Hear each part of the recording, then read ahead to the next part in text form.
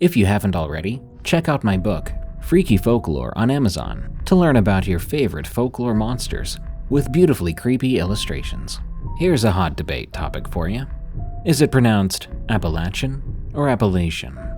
Today's episode is a big old compilation featuring 4 hours of Appalachian horror stories I've read in the past. Enjoy.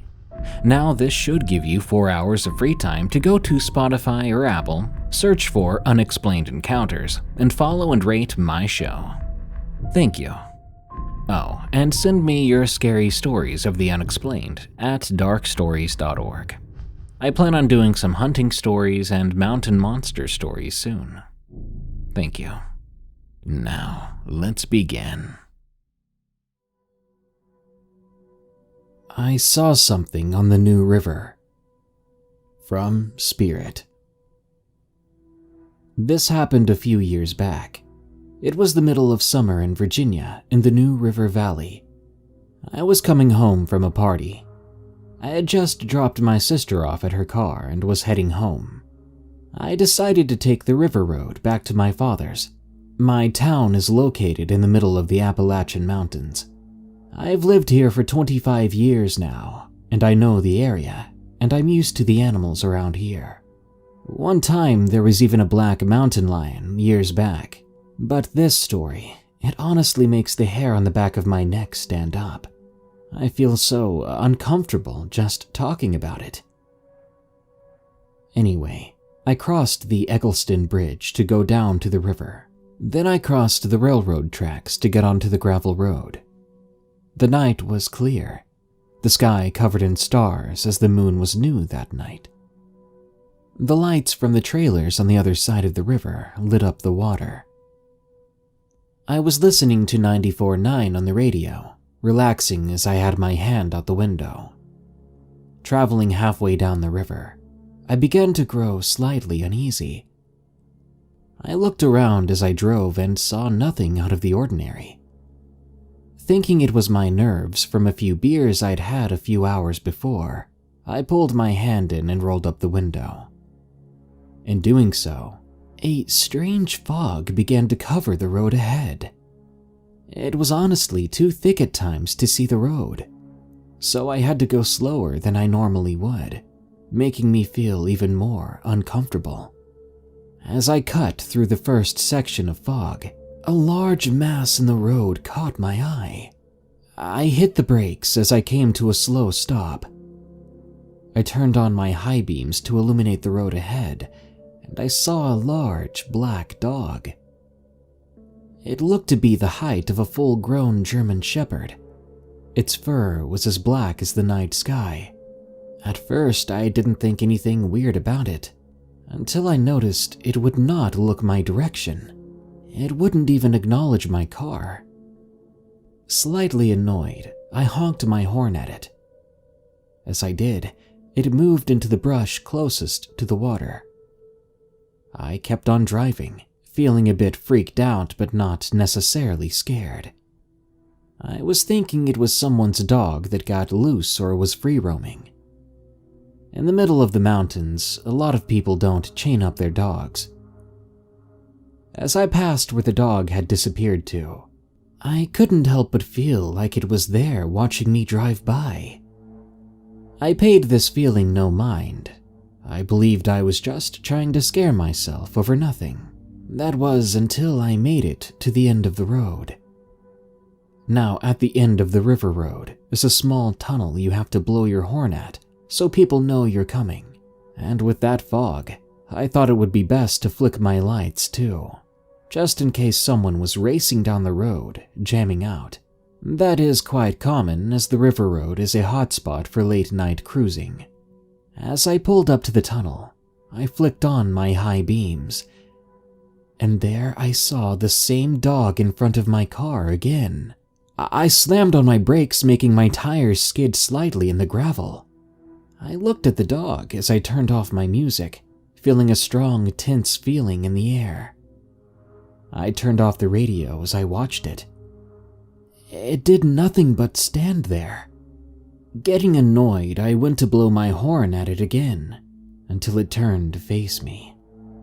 This would be the first time I'd actually see the dog's face, and it did not look like a dog. Its eyes were a bright red. Its top canine stuck out from its muzzle. I froze, with a heavy feeling of dread washing over me. I was petrified, as if I knew I should not move. I don't know how long I was sitting there, but a call from my sister snapped me out of my trance. Quickly, I picked up the phone and continued to watch the dog. Hello? Hey girl, I was calling to check on you, and also to have you tell my girlfriend that I was with you. My sister said over the line as I could hear her girlfriend commenting in the background. It took me a moment to respond as I couldn't take my attention off the creature in front of me. Yeah, you were with me, but, Before I could say anything else, her girlfriend screamed at her to get off the phone after hearing my answer. I tried to get her to stay on the line, but sadly she hung up before I could tell her what was happening. I stared at the dog still, and yet it was closer now. I hadn't even noticed it had moved. Quickly, I put my car into reverse, ready to speed off if I had to.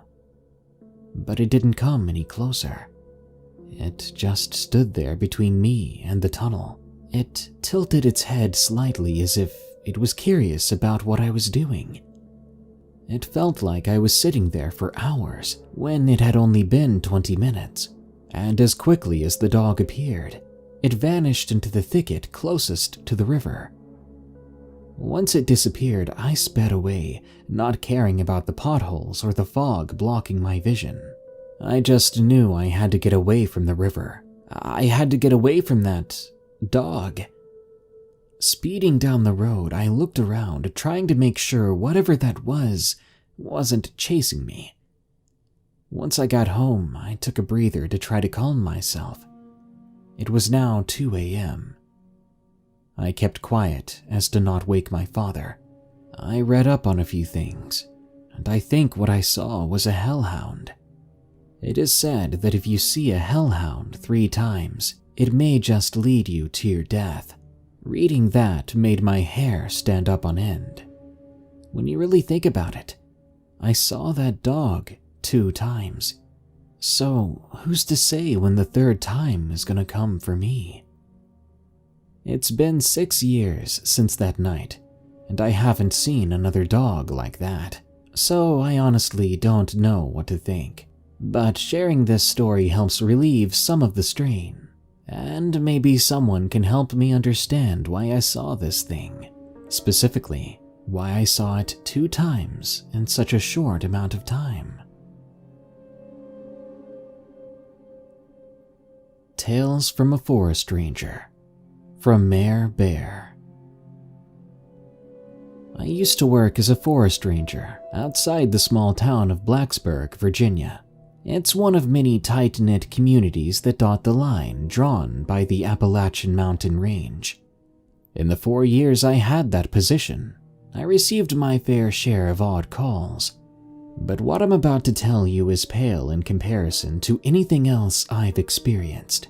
My story contains moderate depictions of animal violence, so if you don't like that subject matter, I'd advise you to skip ahead. It first began on Tuesday. That was the first day of the week I was on duty. I remember I was sat down at my desk of the ranger post a quarter of a mile or so in the woods, drinking coffee. I was usually tasked with the maintenance of the trails surrounding the nearby camp area and enforcing bland regulations regarding firearm discharge and the likes. That's why it was surprising when a young couple stumbled into the building. The man dirty, covered in ash with clothes torn, and the woman in similar condition. They asked me for some help, the request that me and the other ranger on duty, Trevor, granted. We were confused as to why they came to the station, rather than calling either of us or emergency services to request first aid. I remember the woman distinctly. She had a stark English accent. She told us that they were both so caught up in running They didn't even think about making a call. That made me and my partner raise an eyebrow, but we let them continue as we disinfected their wounds and applied rather amateur bandaging. As she alleged, they were on a hike away from camp when they were attacked by what they described as a walking tree. I was as confused as you probably are now. I think I laughed a little as I heard what she said.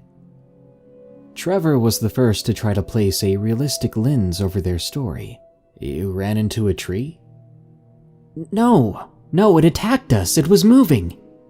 The woman was very passionate as she argued, but her boyfriend calmed her down a little after he saw the subtle looks of disbelief we wore.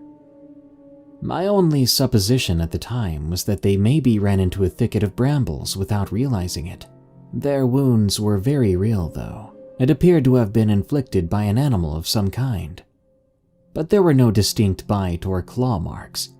I couldn't line it up with the typical predatory wildlife we saw around our area.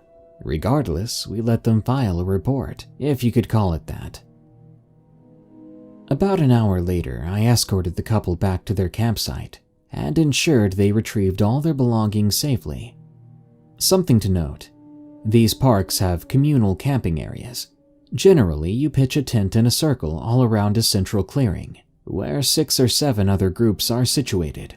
Oddly enough, though, we did see other people out and about, but not one came to ask what the issue was. If anything, they were quiet and tried to keep out of my way the best they could, juxtaposed to the usual happy and friendly campers I meet out there. Under normal circumstances, we would have investigated the area for the predatory animal that the couple was attacked by, to ensure there weren't any wildlife getting all too friendly with humans. However, they were so turned around, the best localization they could give us was a direction. Given that, and the ridiculous description of the assailant, we never followed up. The rest of Tuesday passed uneventfully, aside from me having to talk to an intoxicated fella who was urinating all too publicly. Fast forward to Wednesday. It's 11 or so in the morning, a decent chunk of time into my shift. Our outpost gets a call. An older male with a raspy voice informs us that this campsite is filled with daddies. He clarifies that there's a whole bunch of dead animals in and around his fire pit before telling us, "You'd better hurry." Yeah, I know. A weird call. Fearing the worst, I headed down to the camp area, which happened to be the same one that the couple from yesterday was situated at. I arrived unsure of what to expect. I met the guy outside his RV. Lo and behold, all around us were dead animals. There were at least 15 of varying species. Rabbits, squirrels, birds too.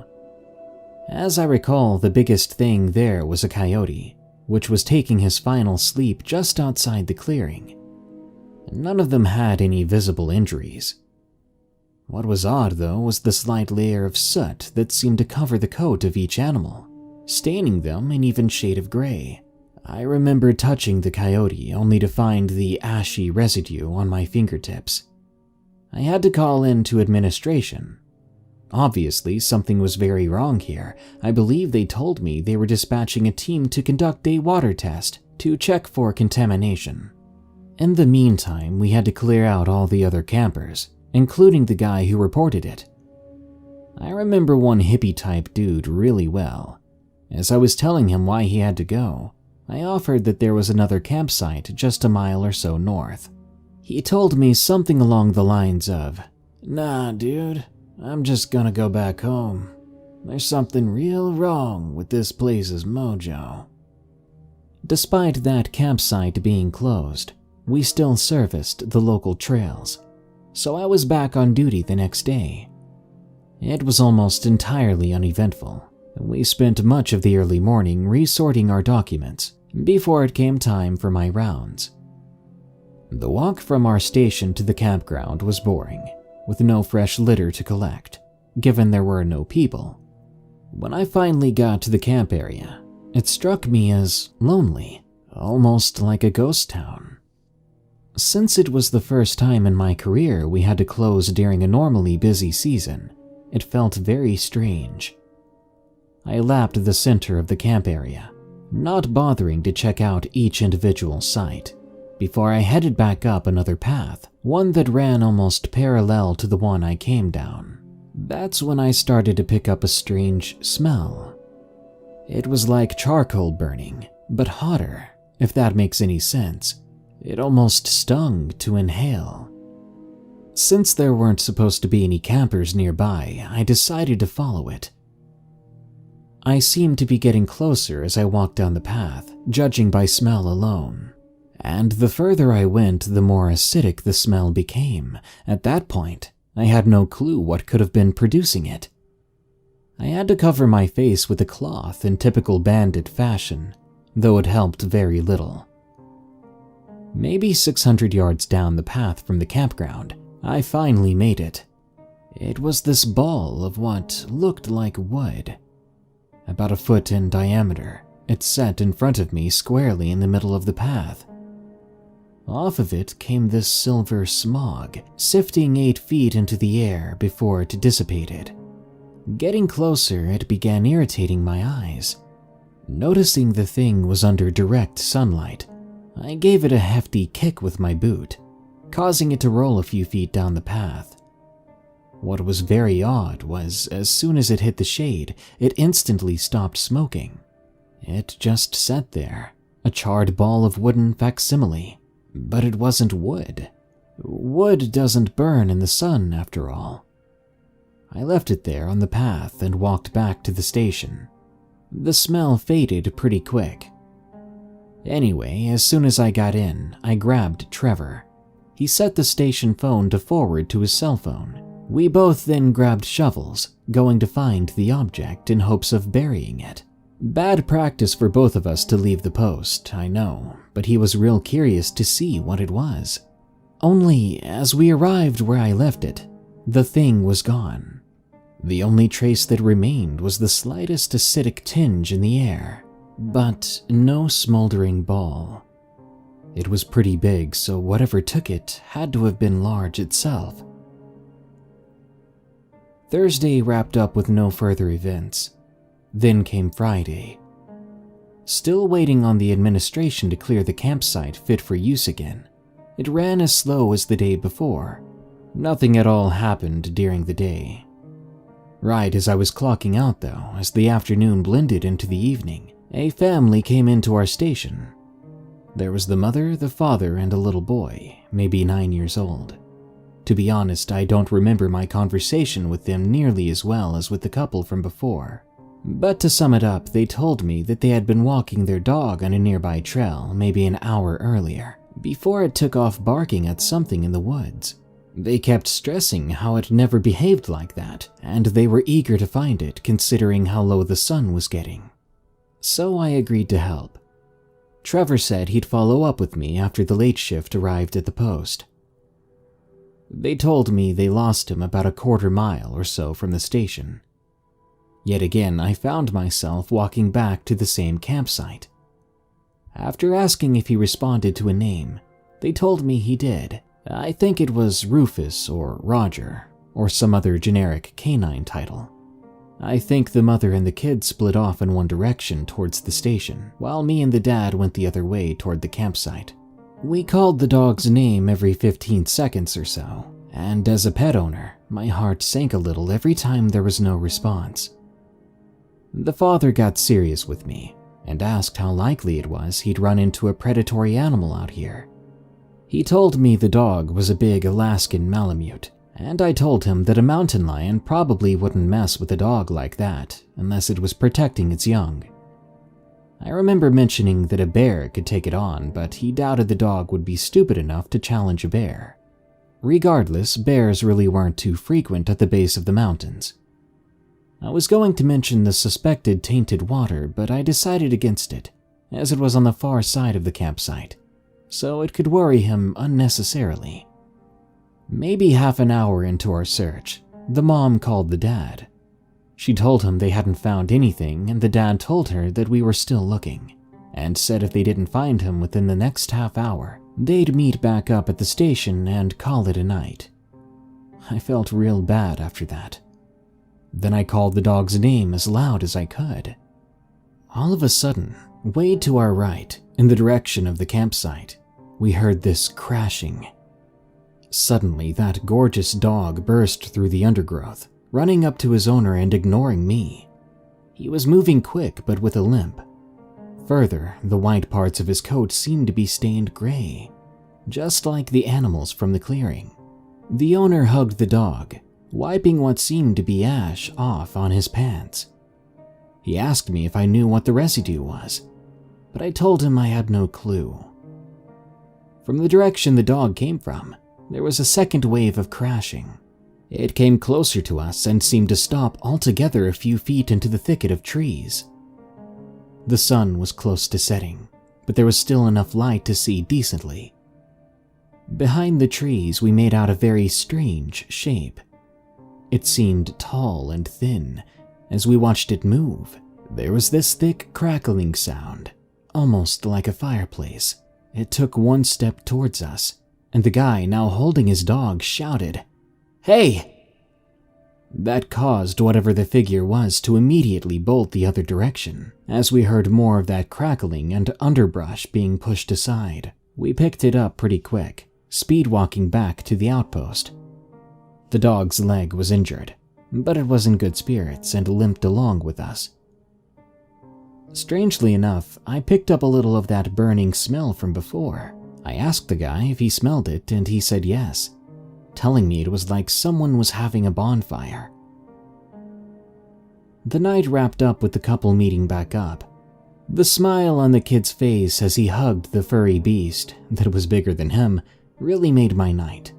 Trevor met me outside the outpost, and after filing a quick report, we did the 20 or so minute walk back to the parking lot together. Luckily, the night shift guys were real nice, and did most of the overhead paperwork for us. On the walk, I told him about the figure we saw, and the weird crackling sounds.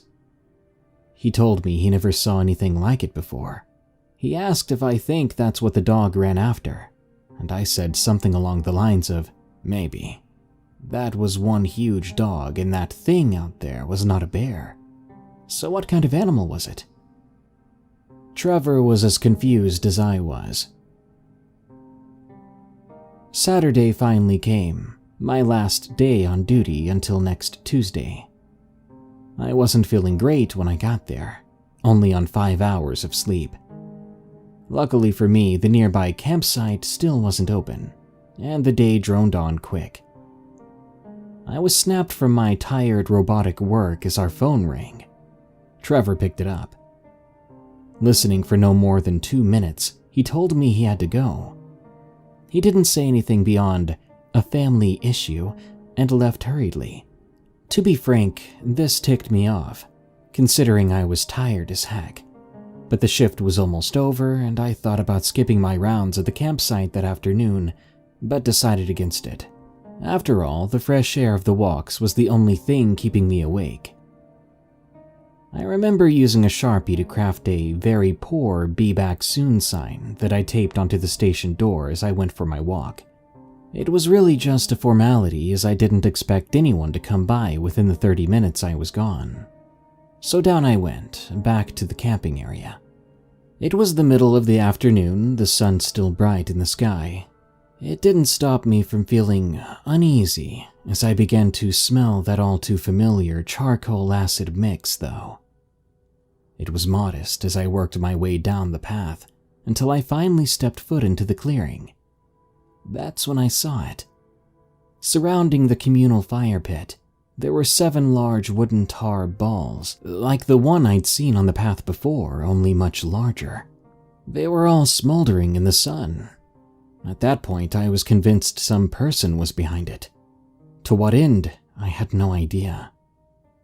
I called out into the clearing, slightly muffled by the bandana I had to put back on my face. Naturally, no response from anyone. But dear God, did the air stink. So I decided to do what I did before. I made my way into the clearing and nudged the fuming mounds of wood and black material. It took me a good 5 minutes, I didn't want to touch them, and they were all heavier than the one before. I finally got them all out of the sun and into the shade. I stepped back a few paces to inhale fresher air. They gradually stopped smoking. Having no clue what to do, I opted to do another write-up back at the station, making sure to mention the geometric formation. As I turned around to leave, though, I noticed something was wrong. It's that feeling you get when something isn't quite right, but you're unsure what. I looked at the forest in front of me. Nothing seemed amiss at first. I scanned the tree line and then I saw it. Blended in with the wood of the trees, much like a stick bug, there stood a man. At least, what looked like a man. It was spindly and thin, maybe 9 or 10 feet tall. Its body seemed to be a black wooden texture, with its limbs and torso outlined a deep brown. I just stared at it, mouth agape. I think it was attempting to camouflage itself, and when it realized I noticed it, it began to move. Its head was much like a bulb, crafted out of similar material to its body, yet it had no discernible features. It slowly climbed off the tree and out of the undergrowth, moving towards me. I was paralyzed with fear. As it moved, this ear-splitting crackling noise played, much like the one from the incident with the dog. After an excruciating few seconds, it was standing about 15 feet away from me, in the middle of both paths back to the station. It was swaying back and forth as if doing some kind of dance. The smell of smoke and that unnatural burn weighed heavy in the air. It took a step towards me, and my heart was beating out of my chest. It took another, and I still couldn't move. And then, with a great stride covering almost 10 feet, it stepped right past me, as if I wasn't there. I turned instinctually and watched it, as it began picking up the strange, smoldering balls I had just moved. And, effortlessly, as if they weighed nothing, it placed them back into formation around the campfire. As I saw its focus shift from me, I regained control of my body and ran. I sprinted the whole way back to the outpost, entering it and slamming the door shut. I had no clue if the thing followed. It showed no interest in me. But still, I couldn't take a chance. So I gathered all my belongings, locking the place up, and then took off again. This time to the parking lot, leaving the "Be Back Soon" sign still hanging loosely on the door. As obvious as it seems, I never returned to that post. I was contacted numerous times by my superiors and Trevor, but never did respond. Eventually, a notice of termination arrived at my home. I don't believe I ever received my last paycheck either. Not that I care. Under no circumstance will I ever go back there. Call me a deserter or a coward, whatever you like. But know if you saw what I saw that day, and you saw the sheer inhumanity of that creature, you wouldn't go anywhere near that place. As far as I'm concerned, forests are strictly off limits to me now. You simply can't be sure what resides within. And the creature, well, I really have no clue what it was up to. What it was doing with the weird spheres of whatever, I don't know. I have no doubt now that all the odd incidents I experienced that week were its doing, though. I'm just thankful it didn't kill me, because it very well could have. That about wraps up my week. I'll leave you with this, though. I did a modicum of research based on the creature's appearance. The only thing I found related to it was an old Dutch folktale that described a character known as de Dogman, or the Tree Man. According to the tale, it was a thin being with appendages much like tree branches that would chase naughty children until they told their parents of their wrongdoing. Whether it was based off of the creature I saw or an innocently crafted bedtime story, I'm not sure. To be honest, I don't think I want to find out. Good luck to all the people working in forests out there, especially those along the Appalachians. Be careful and stay safe.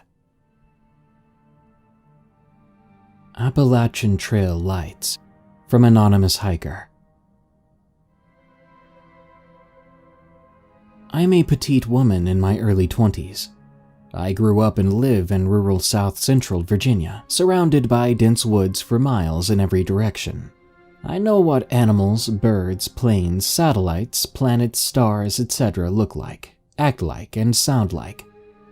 Being no stranger to the outdoors my whole life, it was only a matter of time until I got into solo long-distance hiking, and even during the pandemic I still hike, albeit responsibly, whenever I can on the Appalachian Trail in the western part of the state. Being a petite young woman and always hiking alone, I do take necessary precautions. My family can see my location on trail via a navigation app, popular in the thru-hiker and section hiker community. I carry pepper spray and a knife, and I always tell someone where I will be and update them on where I am and how the conditions are. Anyway, this took place in mid-June of this year, 2020. I had planned to summit the Priest Mountain hiking southbound on the Appalachian Trail, starting my hike around 1 p.m. from the parking lot at the base of the mountain and reaching the shelter by 5:30 to 6 p.m. Taking my time as the sharp elevation increase, paired with a busted knee, would add to the challenge of summiting the notorious beast of a mountain. After a good, strenuous, uneventful hike past beautiful waterfalls, gorgeous viewpoints, and the occasional snake or squirrel, I summited. The flat mile-long hike to the shelter was a welcomed gift after the 4,000-foot-plus elevation increase I had tackled for over 5 grueling miles. Once I arrived at the shelter, I set up my hammock, keeping the tarp rolled up in its snakeskin, strung up above my hammock as the forecast was predicting a beautiful warm night. I do my thing, eat some energy bars, refill my water bottle, typical boring camp chores, before turning in at around 8 p.m. Despite the challenges of the day, I couldn't sleep, so I stayed up on my phone talking to a buddy whom I had planned to thru-hike the AT with earlier this year, but we had to cancel due to the Rona. We're texting away, sending funny videos and whatnot until 10 p.m., when I notice a headlamp coming down the side path from the trail to the shelter. Cautious, I hunker down in my hammock and shine my headlamp in the stranger's direction, so that whoever was there knew that I was well awake and that I saw them. In the morning, I found out it was a dude who got separated from his group. If I remember correctly, he was a retired cop going by the trail name 5-0. I watch 5-0 hang his bear bag in a tree by the shelter and watch him set up his hammock on the opposite side of the campsite. Cool, he's harmless, I think to myself. And this was the case, but the story doesn't involve a person or people. This is about what happens next in the skies above. As mentioned before, I didn't have my tarp set up because it was a beautiful night, so I could see the stars and enjoy the nice weather. What I noticed first was that my cell service signal was beginning to act funny around 10:45 p.m. One moment I'd have LTE, then 4G, then 3G, roaming, no signal, and back to LTE.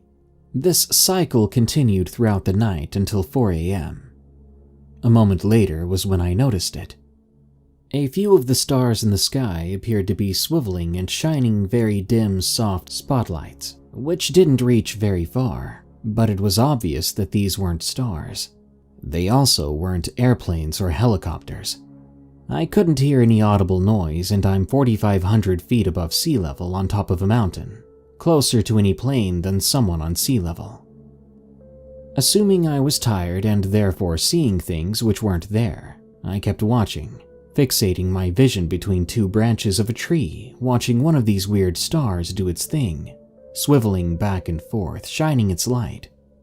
Then, all of a sudden, the sky turned bright red, then pitch black.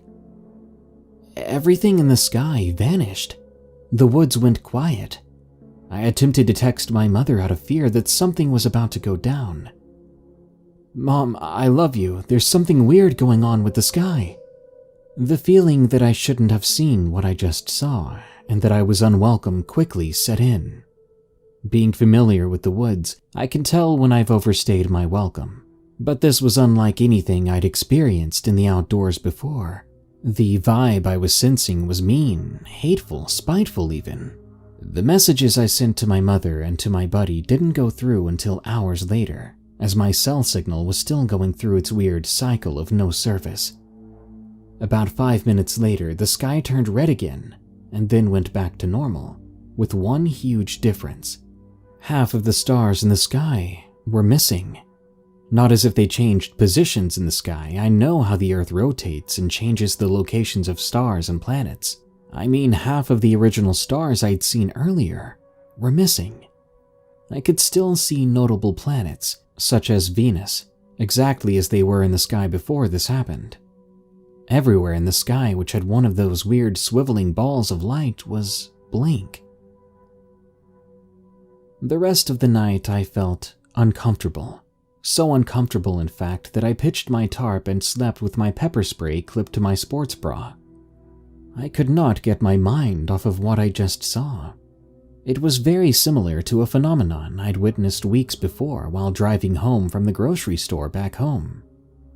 I happened to look up at the sky, just as a stationary ball of light warp sped away at a pinpoint. That's the best way I can describe it. Like in Star Trek, whenever the USS Enterprise goes into warp speed. It was exactly like that. No crazy colors, no weird shapes, nothing like that. In both of these instances, they were unassuming white, star-like balls of light. Getting back on track the next morning was uneventful. I ran into 5-0's group and we all hiked down the mountain together to our cars in the parking lot below. I refused to mention what I saw the night before until I got home and logged into Facebook to share photos of my hike. Well, the peaceful parts of it. One Facebook group I was in was called All Women, All Trails, and someone had made a post a few days prior asking us about our weird experiences on the trail.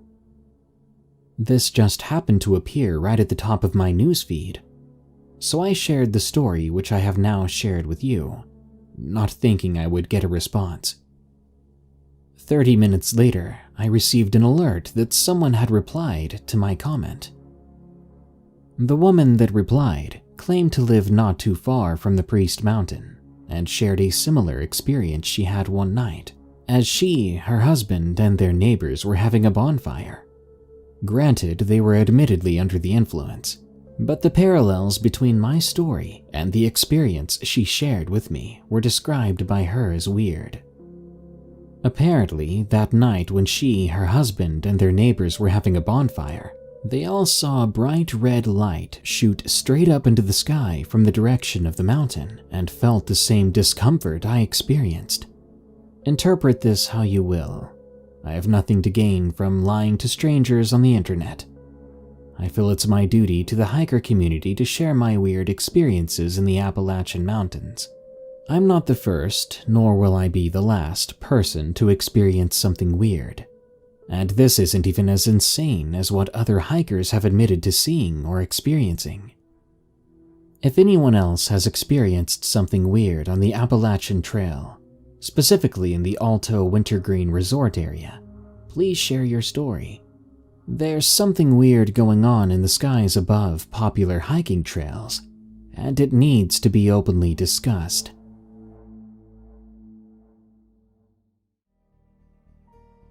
My brother is my hero.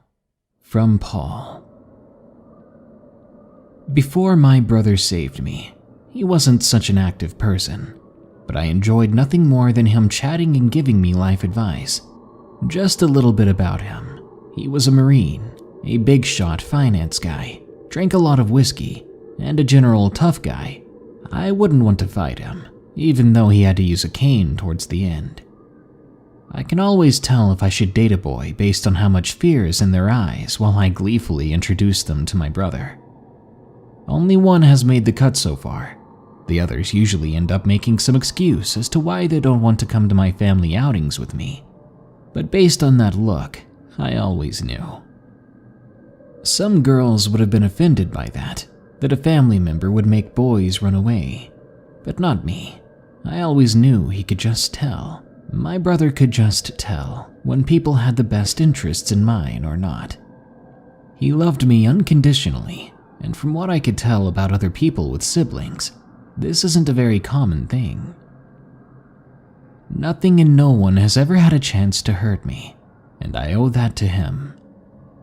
He has recently passed on, but I know I should tell this story in his honor. He and I used to love to go camping and hiking together. I would do anything with him considering he was 10 years my elder, and I felt that he had a lot to show me. One time we decided to do a semi-large part of the Appalachian Trail, nearest our New York home at the time. Most of the trail at the time was off limits due to the weather, but we planned to do 12 miles in a single day. It was great for 12-year-old me that he allowed me to go with him, even though he knew it would take a much longer time. I was overjoyed. We talked, we laughed. I laid out all my problems in the open, and he, without hesitation or really trying to think about it, sorted them out and put everything into a different and more convenient perspective. Everything was going great on this trip, until I felt his hand on my back tugging on my pack. He didn't say anything, but I could tell that something was wrong. He usually wouldn't do something like that without saying anything. When I looked at him, I saw him looking off into the distance. I followed his gaze over to what he was looking at. I then whispered, "Is that what I think it is?" He whispered back, "No." The dark figure heard us and turned. My brother then said, "Don't run, just get behind me." I only got a glance of it. It wasn't until I approached it that I knew what I saw wasn't what I thought it was. My brother was 6'4", and I knew something bad was about to go down when he unstrapped his large hunting knife from behind him, then stood in what I can only describe as a boxing-style stance. The creature approached us. My first thought of it being a bear was entirely wrong. It wasn't even something I'd ever seen on TV. It wasn't something I'd ever heard of. It wasn't something I would even think could exist. It stood over my brother, and I got a good look of its face. It had massive teeth, soulless, dead eyes. Its shoulders were far too broad, and it seemed to be intent on hurting us. My brother never broke eye contact, and his head began tilting higher and higher as this thing came closer. He was screaming at it, trying to scare it away, to no effect. He knew he had to play aggressive, and it took me a second to realize that he was actually yelling at me. Instructions. He was telling me that when he swings his knife, I had better run the other way and get in the truck. He said that his keys were in his pocket, and that I needed to reach for them. When I get there, I was to hold the horn down until he came. Finally, he said to not look back. I didn't question it for a second, but it did hit me quite hard. He was cursing at me, and I'd never heard him say words like that before. But I obeyed him. I reached into his pocket and got the keys. Then I was ready to run. He didn't swing the knife until the thing was within a few feet from him, and that's when I got the best look at it. It was a hulking creature, more than twice the size of my brother in every way, width, height, weight. Its muscles were rippling across its body. I almost began to cry, but I swallowed it down. Suddenly, I saw my brother pull back the knife and begin to launch himself at it. I turned and ran. Behind me, I heard angry screams and cursing and growling. But the only thing I can really remember was my brother screaming with more ferocity than I knew he was capable of. I did just as he told me. I ran to the truck. I screamed for help all the way there. I honked the horn the moment I got inside. It caught the attention of a few different families, and they in turn got the rangers to come check out the situation. Later on, I was at the hospital crying my eyes out. They told me my brother and I needed to give a statement, and they brought me to his room. He was an absolute mess. IV tubes everywhere, red fluid on the floor, scrapes and deep gashes all over his body, and one eye, I couldn't tell if it was gone or just really badly bruised. They asked us what happened. I haven't said a word to anyone at that moment, not even to my parents. I see my brother smile at me and he kind of just winks, and he mutters the word, bear. From what I've been told, there was a mess at the scene when they found him. He was hobbling toward the rangers when he saw them at a slow pace. There was no sign of that creature, but I can tell you now with all truth and honesty I have, it wasn't a bear. Whatever it was, it's still in the Appalachian Mountains, and if it wasn't for my brother, I would be dead. My brother is my hero. The Thing, from Psychotic Wisdom. It was a cold October morning in the Appalachian Mountains in North Carolina. The leaves were crisp and dew and had already formed from last night. They crystallized upon everything, as if it all had been frozen. I had my way too expensive tent set up, and was aggravated as I already found a tear in it. Now, a lot of people may be confused as to why someone would be camping in such freezing weather, but I was there for a good reason. Something had been eating and scaring my animals for God knows how long, and I've grown extremely tired of it. I was here to see if I could find it, to at least see what was terrorizing my farm. I have a little farm with sheep and cows. They're my pride and joy, and I love taking care of them. And when something began to eat and hurt and scare them, it infuriated me. It all started about 2 years ago when some of the animals began to disappear, and I needed to find out why. People think I'm crazy for not just brushing it off my shoulders and thinking it's a bear or something else more common. Well, if you would have seen the weird tracks it left, then you wouldn't think I'm so crazy. The tracks were like human tracks, but then again at the same time they were different. They were longer and wider than a person's, with a different number of digits. It gave me chills imagining what kind of monster could be putting my animals in danger. So there I was, out in the Appalachians camping and following these tracks. Maybe it was an insane idea to camp alone when something dangerous was out there, but I didn't really have the time to wait for anyone else to join me. Night was falling, so I fixed my bed and hoped that it wouldn't rain. As I slowly drifted to sleep that night, I awoke to an eerie sound. It was like something being dragged in the dirt, right across from where my tent was. Without hesitation, I grabbed whatever I had beside me as a weapon. I clutched it hard into my hands until my knuckles turned white. With the fading light from the embers in my campfire, I could see the shadow being cast across my tent, which meant it was much closer than I thought. It was a very tall, bony shadow. It was quite slender. My adrenaline was kicking in big time. I could feel my heart pounding in my chest. Slowly, trying my best not to give myself away, I began to peek through the small rip in the tent. Immediately, a terrible stench hit me. It was like rot. The smell you're ambushed with if you left the meat in your fridge to rot for weeks and then finally opened the door. It was so horrid, I could barely hold back a gag. I may be crazy, but I was not crazy enough to get out of my tent and check out whatever that thing was. Quietly, I laid back down and I waited for the creature to pass. Once it did, and once the smell finally left, I went to sleep. Maybe that's what happens when the adrenaline wears off. The following day, I woke up hoping that whatever that thing was gone still. As I unzipped the tent, I looked around a bit before finally stepping out. That thing had definitely been dragging something.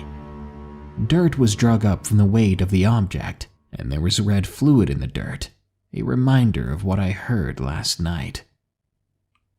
And then I saw a piece of wool and realized that thing had probably taken another of my sheep.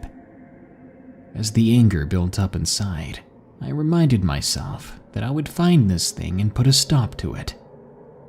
I began to follow the dragging trail. The red fluid stopped at a large cave dug into the ground. It was lined with old brown pine straw. I wanted to go in, but I knew that would be a bad idea, especially if that's what the creature called its home.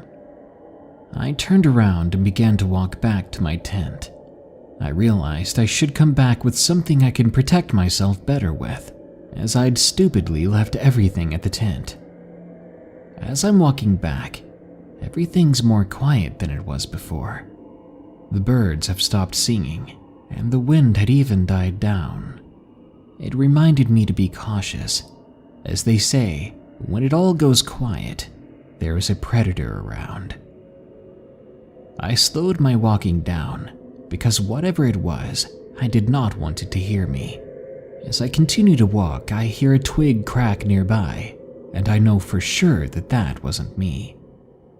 I slow down and slouch, hoping whatever it was doesn't see me. My heart is practically beating out of my chest at this point. I begin to stand up again, but as soon as I'm all the way up, the creature from last night is standing right in front of me. I've never felt such fear or surprise. I'm frozen there. I'm completely defenseless, looking at something otherworldly. Let me describe it to you as best I can. It's almost human, but not quite. Its skin is a deep gray, like it's lifeless. It's a few feet taller than I am, and I'm nearly 6 feet tall, and its teeth were sharp like daggers. Its hands hang low down to what appear to be knees. It's something straight from a nightmare, and it was only a few feet away from me. I stand completely still, trying not to even breathe. The smell is too awful, though. I'm having trouble keeping my breakfast down. I grab a stick nearby me, and I stare back at the creature. But then everything becomes blurry, then black. When I wake up, I feel like I've been drugged. Maybe it's my mind playing tricks on me. But then I look around. I realize I'm nowhere near my campsite. And if I had to guess, to my horror, I was in that thing's little hole. The one that I was trying to avoid. There were bones everywhere as far as I could see. They were scattered across the floor and lined the walls. I didn't see the creature itself anywhere, and I prayed that it was either gone or much deeper in the cave. As I began to stand up, I suddenly fall. I feel weak, and I have no idea how long I've been out. I begin to hit my legs, pinch them, trying to get the feeling and blood going, so I could leave this godforsaken hole. I was never prepared for something like this. I was panicking big time. Fear of the dark, fear of claustrophobia, fear of that thing being anywhere at any point in time. It had obviously dragged me in here, so it would certainly be back for me. That's when I began to hear the gurgling sound coming from deeper in the cave. My legs are still asleep, but they're getting closer. I'm desperate to stand up now, but I continue to fall every time I try. Closer and closer the sounds come, and I have no way to escape, no way to get further away from them. Then the gurgling sounds stop right behind me. I know it's there. I know it's looking at me, watching me try to escape in futility. I turn and face it, and I'm horrified to see it smiling like it's a person. Then something happened that I still have trouble believing was real. It pointed at me and spoke. Like me. I remember thinking, what does that mean? It could tell that I was obviously afraid of it, and that's something you never want from a predator. It reaches out and grabs me by my ankle before I could yank away. My reaction times are terrible, probably because my legs are asleep. I can't even kick or struggle away from it. Then it stops, turns, lunges at my arm, and sinks its teeth into me. It hurts like hell. Somehow, I'm able to pick myself up. I yank myself away from it, and I begin to run out of that cave. When I turn to look, it's running deeper into the cave instead of coming after me. Is it done with me? I run straight out of there. I check my arm, but it apparently didn't break skin. But how in the world had it hurt so much? I continue on, back to my tent to grab my phone. I knew no one would believe me, but I didn't expect them to. What matters now is that I needed help. I find my phone and dial 911. I speak to the operator and tell them where I'm at. I try to keep myself awake, but I'm still feeling wrong and woozy. I pass out again, only to wake up in the hospital now to a nurse, asking me if I'm okay. For a second there, I forgot everything that happened, but as waking up usually does, it all came rushing back into my mind. My eyes widened and my arm began to hurt. I was told that they brought me in with apparent hydration problems, that I passed out from dehydration. Maybe I was in that cave longer than I thought. As I lay there, waiting for when I could be released, I couldn't get that thing's words out of my head.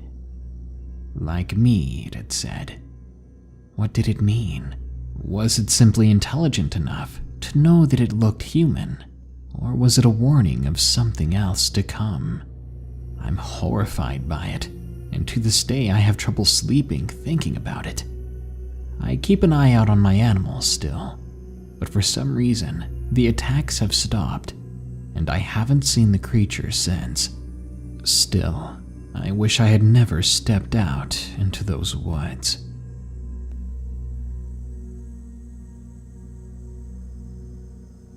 Our last story today comes from an episode on January 20th about 10 humanoid sightings.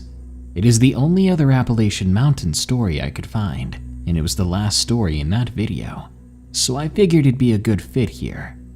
I hope you enjoy it. The Lightning Figure, from Verum Broody.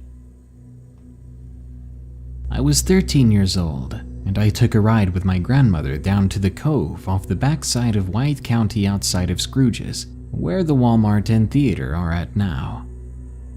We were riding in her blue Ford Taurus to pick up my great-aunt Alice from her place. It was cold, it was the evening, and it was raining as well. The lightning was illuminating the clouds overhead. I was never frightened by weather or thunder and lightning. It's a common thing you find in Southwest Virginia. We had pulled into the family farmland after pulling off the back road. The path to the farm was dirt and gravel and muddy as well. It sat back on the hollow of two peaks behind it. As we pulled up, my grandmother turned off the car and waited with me inside for Aunt Alice to come out. I was bored, and like any curious teenager, I looked out the back passenger window. I was just trying to pass the time and let my mind wander. I had just been getting over my other grandmother's passing, so I felt a good way to get over that was to spend time with my only remaining grandmother. As I was looking across the road, I noticed the thunder and lightning become both more illuminating and intense as well. My grandmother leaned close to comfort me. "Don't worry, Tim. She should be out soon, and we'll be on our way then." For a brief moment I felt comforted, but as I looked closer to the hilltop across the road, I noticed something strange. What appeared at first as a midnight blue soon changed to a slight royal navy blue color. I panicked and screamed for my grandma. Quickly, she snapped to attention and looked out the window. She looked and saw nothing to worry about and reassured me. She said she was right there and nothing bad was going to happen. I took this to heart. Soon enough, Aunt Alice showed up with an umbrella and cane. She was hunched over in her fragile state.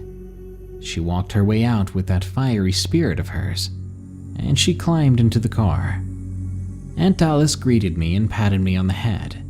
The two decided we would wait in the car for the rain to pass, if possible, before departing to go to her home back in town. 20 minutes had passed since my aunt got in the car, and again my mind began to wander. I was now just looking up at the hilltop nearby. Once again, the sky lit up like it did that last time, freaking me out, and my grandmother said it was nothing to worry about once more. But suddenly, after my grandma looked out of her window, she shouted, "Alice, look!" All of us turned toward the ridgetop. At first, I thought it was lightning, but it was in a ball sort of shape. It had a greenish-blue haze about it, but once the haze faded around it, it began to swell and pulse until at that point, the outline took a shape. I began to choke with fright, not sure what I was looking at, but at the same time, I was in awe. All my great aunt and my grandmother could do was pause and glance at each other, then look back up to the ridge. The figure walked in a pace almost tense, anxious, yet determined. It startled me. Lightning is energy. It doesn't take form like a person, and it doesn't have intelligence. I saw my Aunt Alice grab her Bible and the two prayed, and I joined them. From that point, the figure vanished. My aunt and grandma both decided with this tense moment gone, it was time we left. As she started the car and pulled out, we went down the hill and toward the gate. I quickly got out to open it, then close it after the car pulled through. Then I rushed back in and hopped inside. We would drive further down the old road, talking about what we saw. Little did we know that it wasn't over. My Aunt Alice alerted us again. With a gasp, she said, "There it is." At the top of the ridge where it paralleled with the back road, it seemed to be rushing side by side with my grandma's car. It was that figure with no face, no expression, just an outline of energy. It kept pace with us. My grandmother basically floored it, and the engine roared to life. Normally sweet and well-mannered, my grandma was now done with this. The car picked up speed, and we screeched to a halt, seeing a tree fall over in front of us. The figure was behind us on the ridge now, but it was catching up fast. I saw my grandmother grab tightly on the wheel and close her eyes before screaming, "Just leave us alone!" After that, there was nothing. The thunder, the rain, the tree in front of us in the road, and us in the blue Ford Taurus, everything went calm again, and the figure was gone. A driver happened along the scene and helped us move the tree. Afterwards, we got back in and went home. That night, I don't think any of us were getting any rest. My parents would later make it back after spending some time at my mom's high school reunion. My grandmother and aunt would explain the story to them, but they were too tired to care. It had been a long night, I guess. I haven't been back up that cove in a long time, not even after both my grandma and my great aunt passed away. Yet at the same time, I make sure when going down a back road, I know what the weather's going to be, and I'm always mindful of my surroundings. Some things in life are meant to be left alone and not pursued. This was one of those things.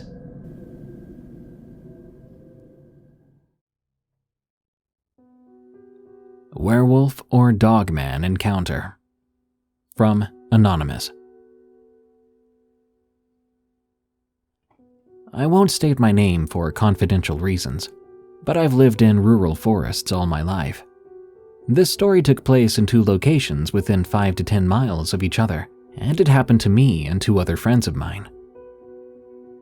My friends live in one of the most rural areas surrounded by farmland, forest, and the Appalachian Mountains. We were doing things normal people do when they hang out, but as soon as the night fell, the mood changed drastically. I felt as if I was being watched. It was just the beginning of the night, and we started to hear this knocking sound at the back of the house. My friend told me not to worry about it. So we tried to take our minds off of this, but the sound got louder. 3 consistent knocks turned into bangs. My friend had soon fallen asleep, but I couldn't. All of a sudden, I found myself peering outside of a small window. This window was almost 10 feet off the ground from outside. My curiosity soon turned to horror as a massive animal turned the corner of the house. This animal had long ears, ragged hair, and some human-like features only visible by the dim night sky. The one feature that stood out to me was its eyes. These large, glowing yellow eyes with hardly a pupil in sight gazed back at me. I was paralyzed with fear. With nothing to do, I tried to wake my friend, but to no avail. After what seemed like an eternity, I finally just walked away from the window, ignoring it and trying to sleep. The next morning, I told my friend what I'd seen. He didn't want to believe me, but eventually I convinced him I was telling the truth. Nothing else happened during my stay. The weekend went on normally, and I left, not telling anyone else, as I didn't want to be seen as a liar. This next encounter happened after my friends had moved houses, almost 2 years after the first encounter. I'd arrived at their house, my second visit there. My friend had recently told me he had seen something dark and big and beastly looking. We had planned to catch sight of this creature again, but we had no luck. One night, in the dead of night, we were outside, trying our luck again at finding it. It seemed a bit ironic that there was a full moon out. We then heard a howl that sounded like it was a wolf mixed with a man's scream. The look on my friend's face then was like no other. This friend was a skilled hunter, and the way he looked was as if he had never heard this before. My friends also lived beside a cattle field, so when the howl pierced the air, the cows started to go berserk. We joked about it and tried to play it off, but even so, we were scared. As we were heading back inside, those eyes appeared in the dark. The moon's light shined on its body. I could make out more of its features then from where we stood. It was hunched over, still 7 feet tall in that position, with sharp, jagged teeth, those same pointy ears, and what appeared to be a canine-like head on a man's body. I urged my friend to get inside fast, but still haven't told him why I freaked out.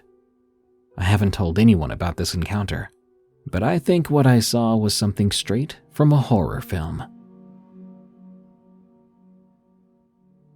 Bear Beast of the Appalachian Mountains. From Doug. This story takes place in southwest Pennsylvania, roughly 40 miles north of the West Virginia border. I'm an avid outdoorsman and love spending time in nature when I'm not working. But one recent terrifying camping trip changed the way I look at the world we live in and what hides in the shadows.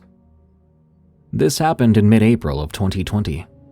I was out of work due to the crisis going on and decided it was a good time to go camping since it was relatively nice out.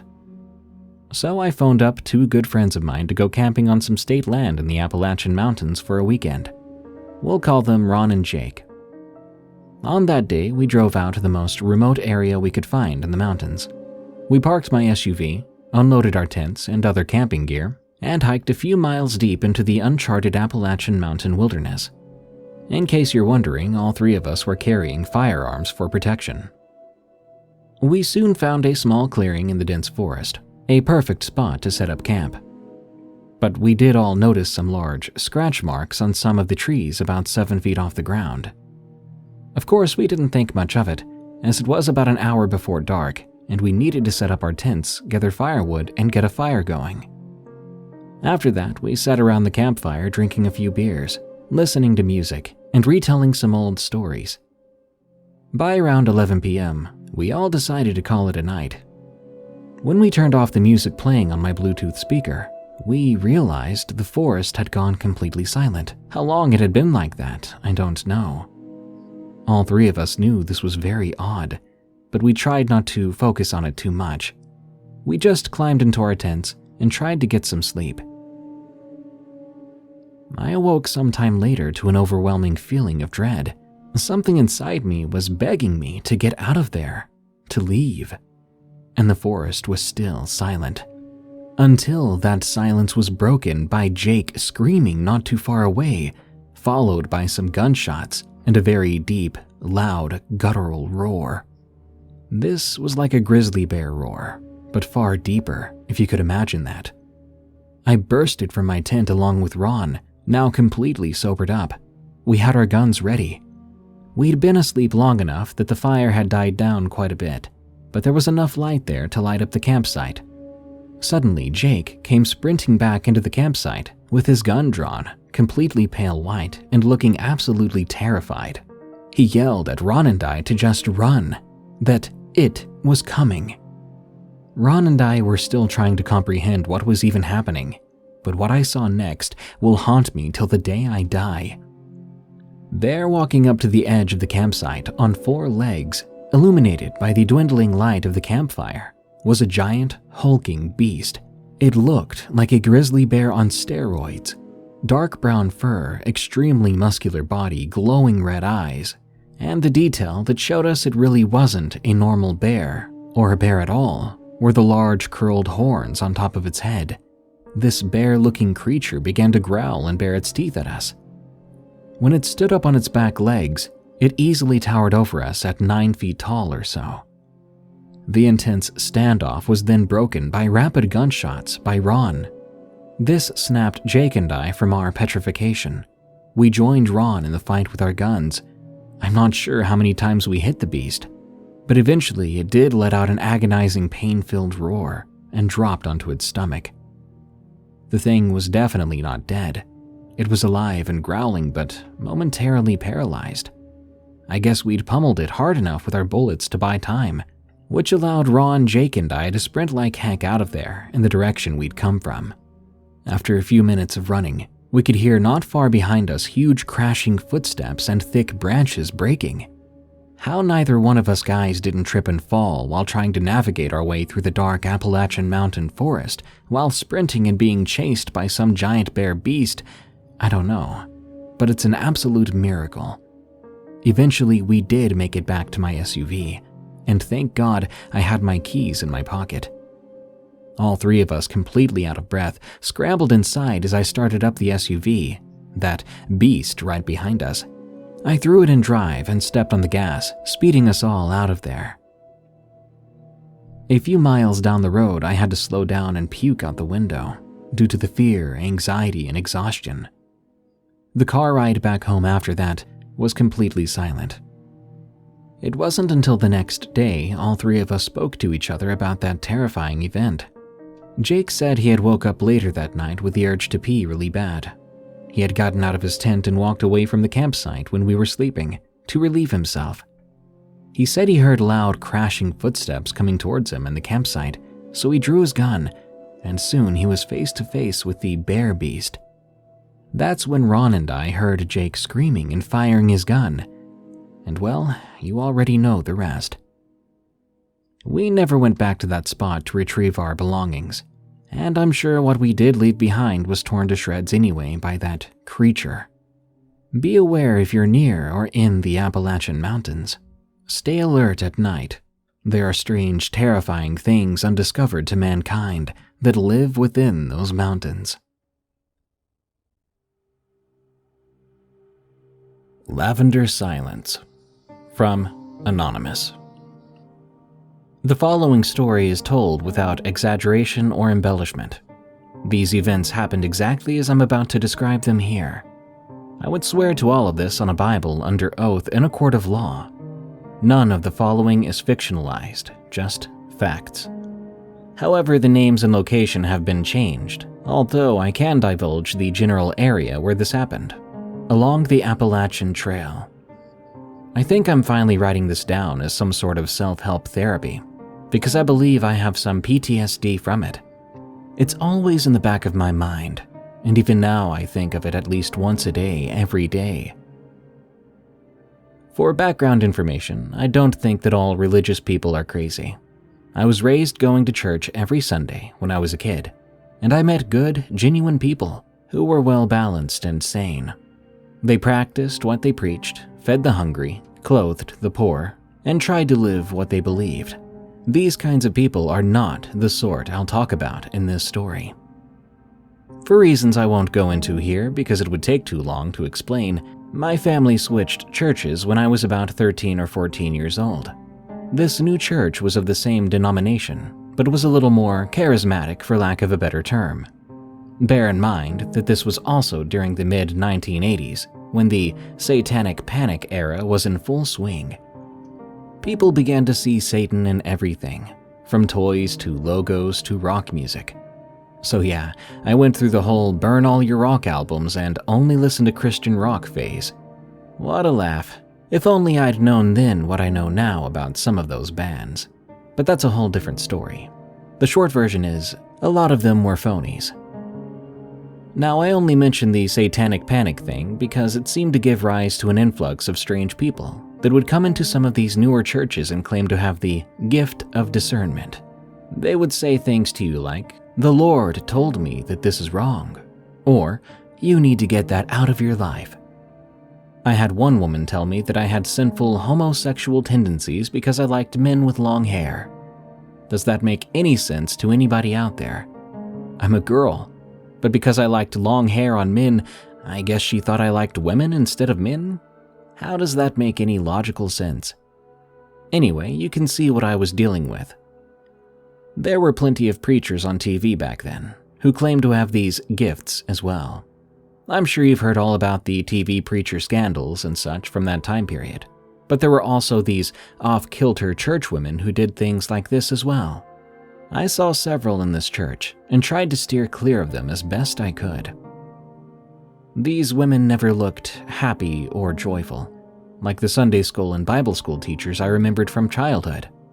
Nope, no smiling faces to greet you at the door or patiently read from the children's Bible to all the kids gathered in a circle for story time. No, these women were only concerned with what was deemed satanic for that particular week. Woe unto you if you happen to be into whatever band or movie they were ranting about. They just looked angry or judgmental all the time and made me anxious and uneasy. This church attracted some personality types I wish now I had never been exposed to. It was like a magnet for them. While the majority of the congregation was made up of what you could call normal sorts, there were several individuals who eventually made me afraid whenever I set foot inside any church door from then on. In time, it went beyond anxiety to outright fear. To this day, I'm never at ease in any church setting. On the few occasions I do go, my anxiety is through the roof. I sit in the back on the last row. I don't like people behind me, and I'm always close to an exit door. If the church is very large with a huge crowd, all that means to me is that there are just more whacked-out people to look out for and avoid. I was a young 17-year-old when this incident happened. I'd gotten used to some weirdos that had either stumbled into this church themselves, off the street, or had been invited by well-meaning people trying to save their souls. We had it all. Drug addicts, alcoholics, and several touchy-feely men, probable predators who always wanted hugs from the young kids, and maybe boys too, for all I know. The preacher was always telling us to hug the person next to you, usually at the opening of the service. Even after several complaints from teens and parents about inappropriate hugging going on, this was still practiced nearly every Sunday morning. To this day, I don't understand why it was allowed to continue. I began to develop an intense dislike of anyone other than my family members touching or hugging me, to the point that I didn't even like to shake hands with strangers. I quickly learned who to avoid at all costs. All of these creepy huggers were men. I don't think any of the creepy women were after a cheap thrill, but these strange women were disturbing enough in their own ways. They would give long-winded testimonies during service, taking up time that was supposed to be reserved for music or the preacher's sermon. As I mentioned before, for the first time in my life, I began to dread getting up on Sunday morning due to having to dodge the predator men and having to duck out the door before the service actually ended, so as to avoid these crazy women. I never got much out of the service at all, trying to keep my eyes on, I'd say about 9 individuals, but none of them were as off-putting as a woman named Vicky. From the first time I saw Vicky, even before she ever spoke to me, and before I ever stood close to her or anything like that, I knew something was wrong. Now that I'm older, I know what these instincts are, that I was detecting an energy around people that's actually a warning sign. Probably a buried survival instinct of some sort, long watered down in our now civilized human brains, similar to an animal's ability to sense these things. If only I'd paid attention to the faint alarm bells going off in my head back then. But I was young and not yet in tune with my ability to sense this stuff. And after all, it had been drilled into us since we were toddlers, to love and accept everyone no matter what. You know, we're all sinners and all that. What I couldn't figure out, and what still puzzles me now, is how quickly this chick moved into the church, and within just a few weeks was singing solos in the choir, participating in the service, and even teaching Sunday school. Yes, I had the misfortune of being in one of her classes, but only 1 or 2 times. I seem to remember getting transferred to a different class, thank God. And of course, she made fast friends with the other spiritual women, gladly joining in when they would discuss all the satanic panic stuff. I don't know who she had initially come visiting with, but they must have been influential in getting her ensconced in a hurry. She claimed to have had past trouble with anorexia and had been healed from it. She looked like a skeleton though, but I thought, okay, maybe she just hasn't gained all the weight back yet. As for her singing, it's not like she couldn't carry a tune, but she was singing solos nearly every Sunday, telling her anorexia story along with it, again and again. Instead of finding this testimony spiritually uplifting, I got the feeling that she was somehow trying to emulate singer Karen Carpenter's story, maybe living some twisted, vicarious version of her tragic life. It was just plain weird, and she didn't have Carpenter's voice, that was for sure. No mellow, low voice. This woman was a soprano. This will be an important fact to remember later in the story. Anyway, this gradual takeover of sorts continued for several months. One incident affected me personally, because even though I was careful to not have much contact with this woman, I could not avoid it entirely. I would also occasionally sing solos during service. I was so young and naive then. You know how it is. Everyone tells you you have a lovely voice. You should use it or God will take it away from you. And my parents were involved with church music all their lives, so everyone expected me to follow in their footsteps. I cringe now when I think of standing up there on the stage singing. So one Sunday morning, I finished my solo, and at the end of the service, here came Vicky walking to the front of the line of people who had gathered to say, "Your song was beautiful," or other general compliments. I saw her approaching, but I could do nothing but stand there and deal with it. I couldn't just run out. That would have looked weird in that crowd of people. She got up to me, hugged me, of course, and said something like, "Nice song, but you and I should get together and talk about your diction." For those of you who don't know, diction is the same thing as enunciation, singing the lyrics clearly. My first thought was, look, woman, I'm not getting together anywhere with you, chaperoned or not, to discuss anything. I was really put off after that, because for one thing, this woman didn't know me or anything about me, and for another, her statement wasn't a compliment at all, and she had said it not too quietly in this large group of people. I don't mind constructive criticism, but she could have said this in a different setting.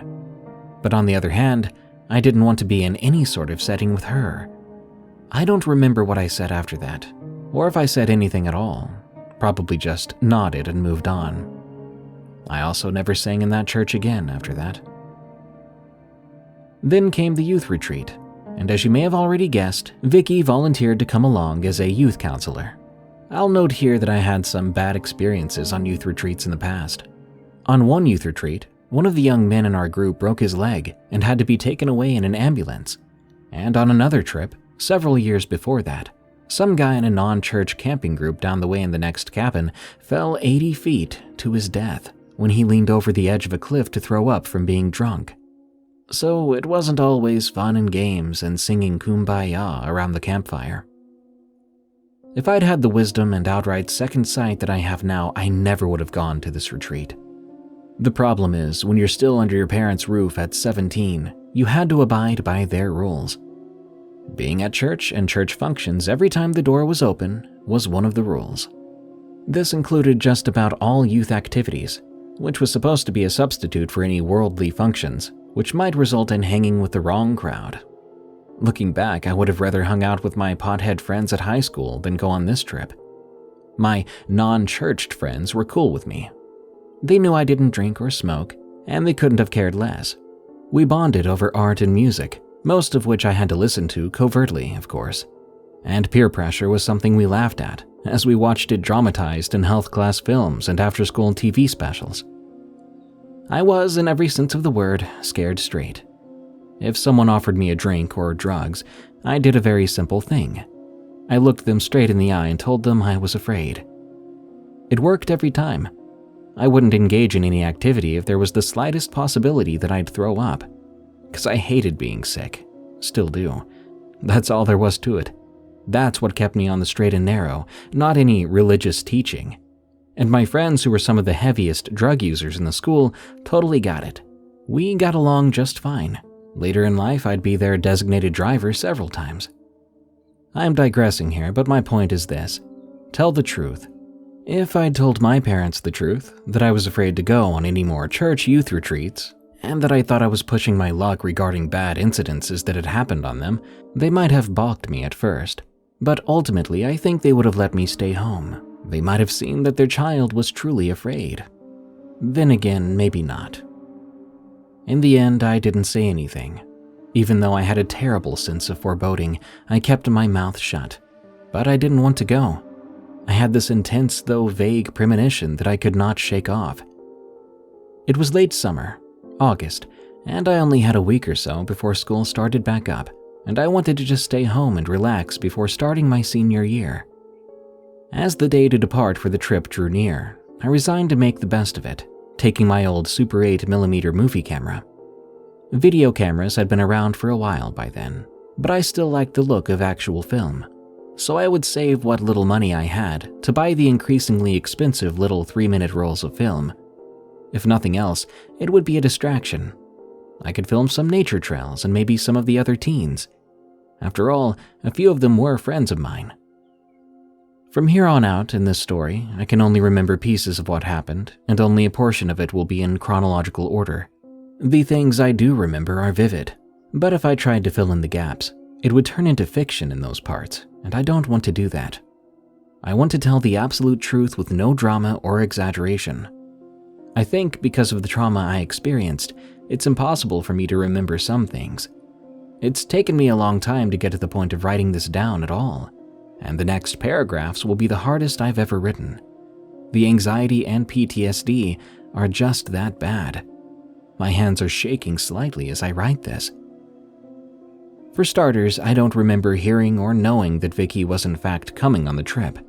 She seemed to just show up later on the second evening. I don't even remember her being at the church when we left. I don't even remember whose car I rode in to get to the place. If we'd taken a church van, I don't remember riding in it. I must have ridden in one of the counselor's cars. We'd been in this location about 2 years before on a different retreat with no bad incidents, so I don't think my premonitory fear had anything to do with the location itself.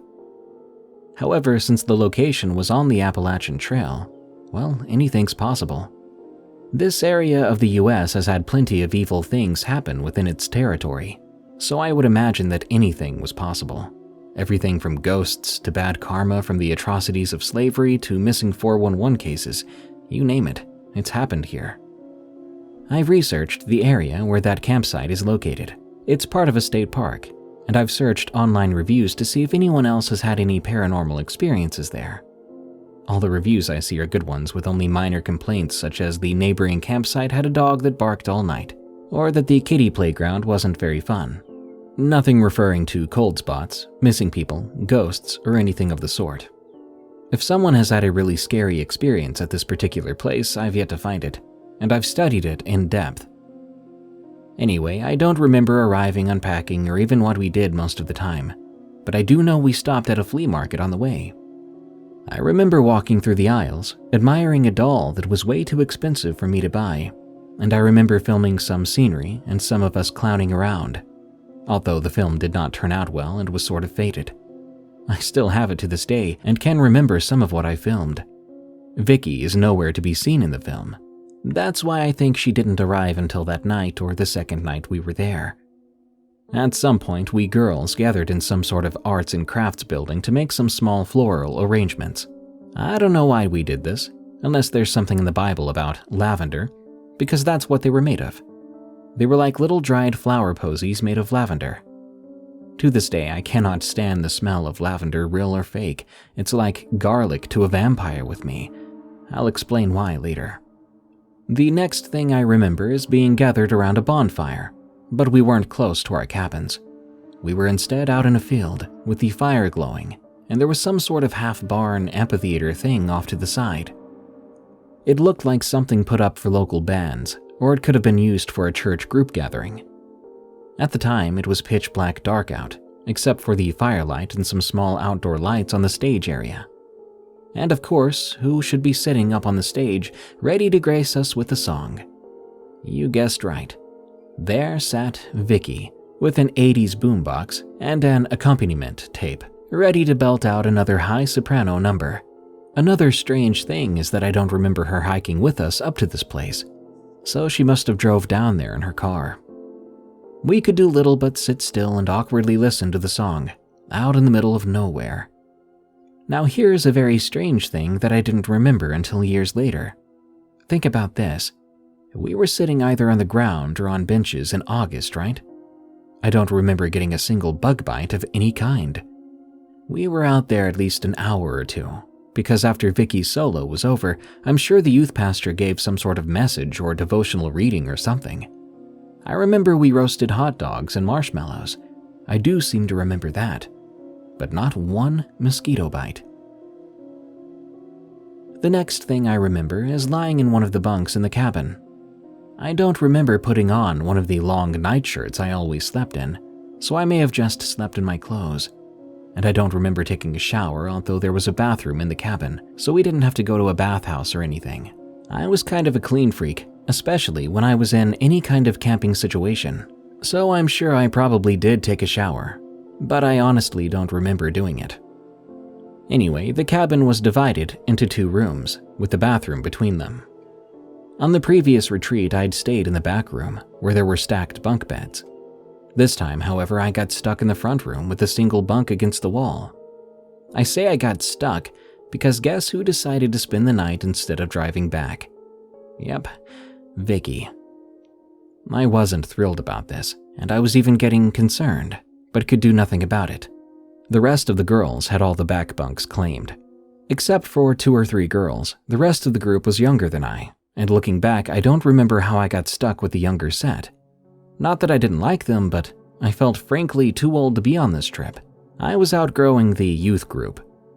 To give you an idea of my bunk's position, if I got off the bunk to my right, the front door of the cabin was about 11 or 12 feet in front of me. There was a small high window to the right of the front door, high enough so that no one passing by could look inside. It was glass and had no screen. Keep this in mind for later as well. The rest of the bunks were also to my right. There were about 5 or 6 other girls and 2 counselors, one of which was Vicky. The third counselor was in the back room with the rest.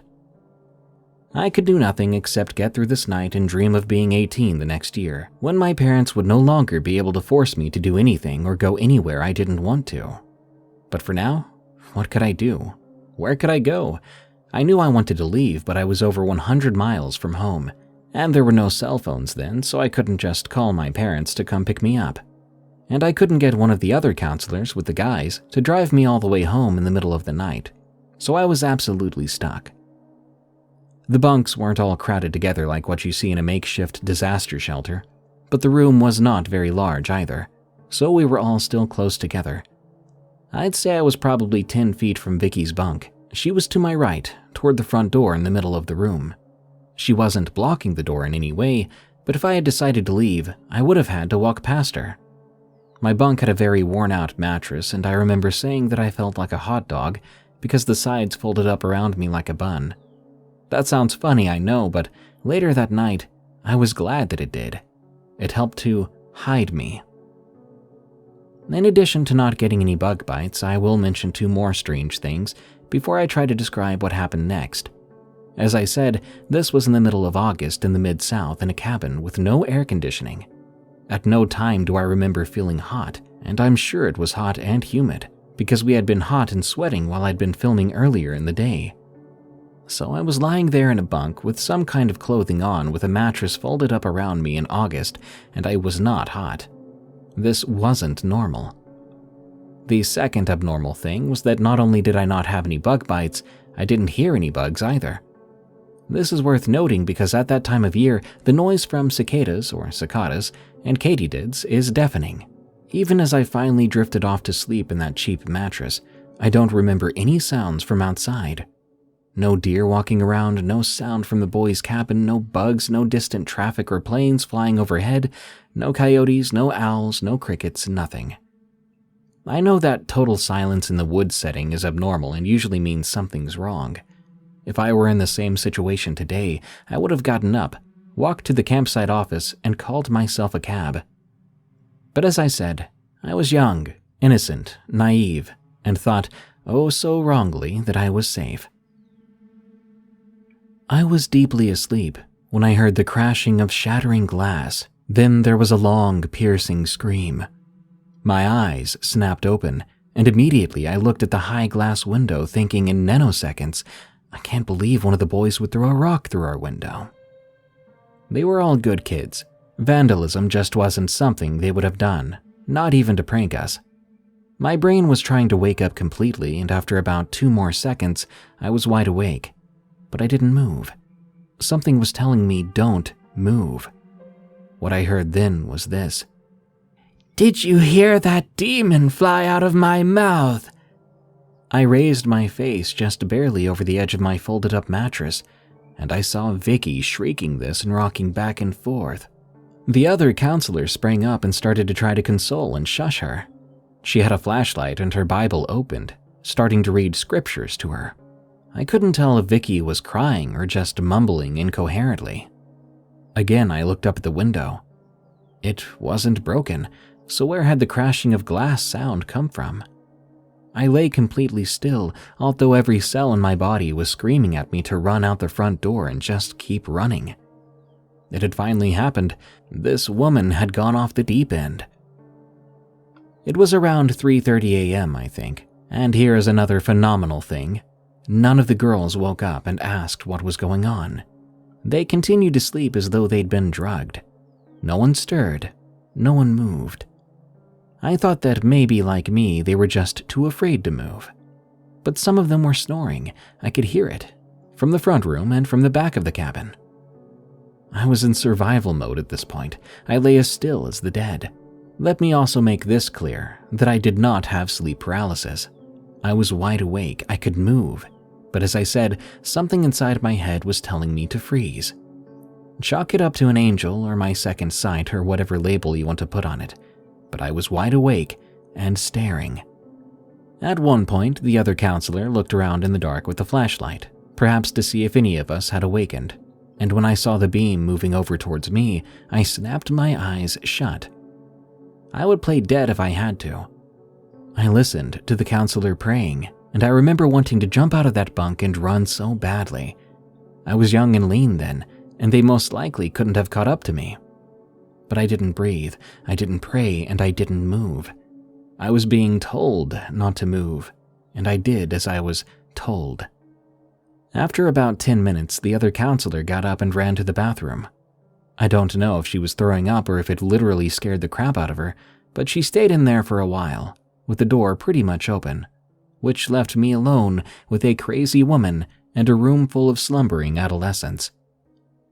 With great difficulty, I raised my head only slightly, enough to keep my eye on Vicky. If she got off that bunk, that was it.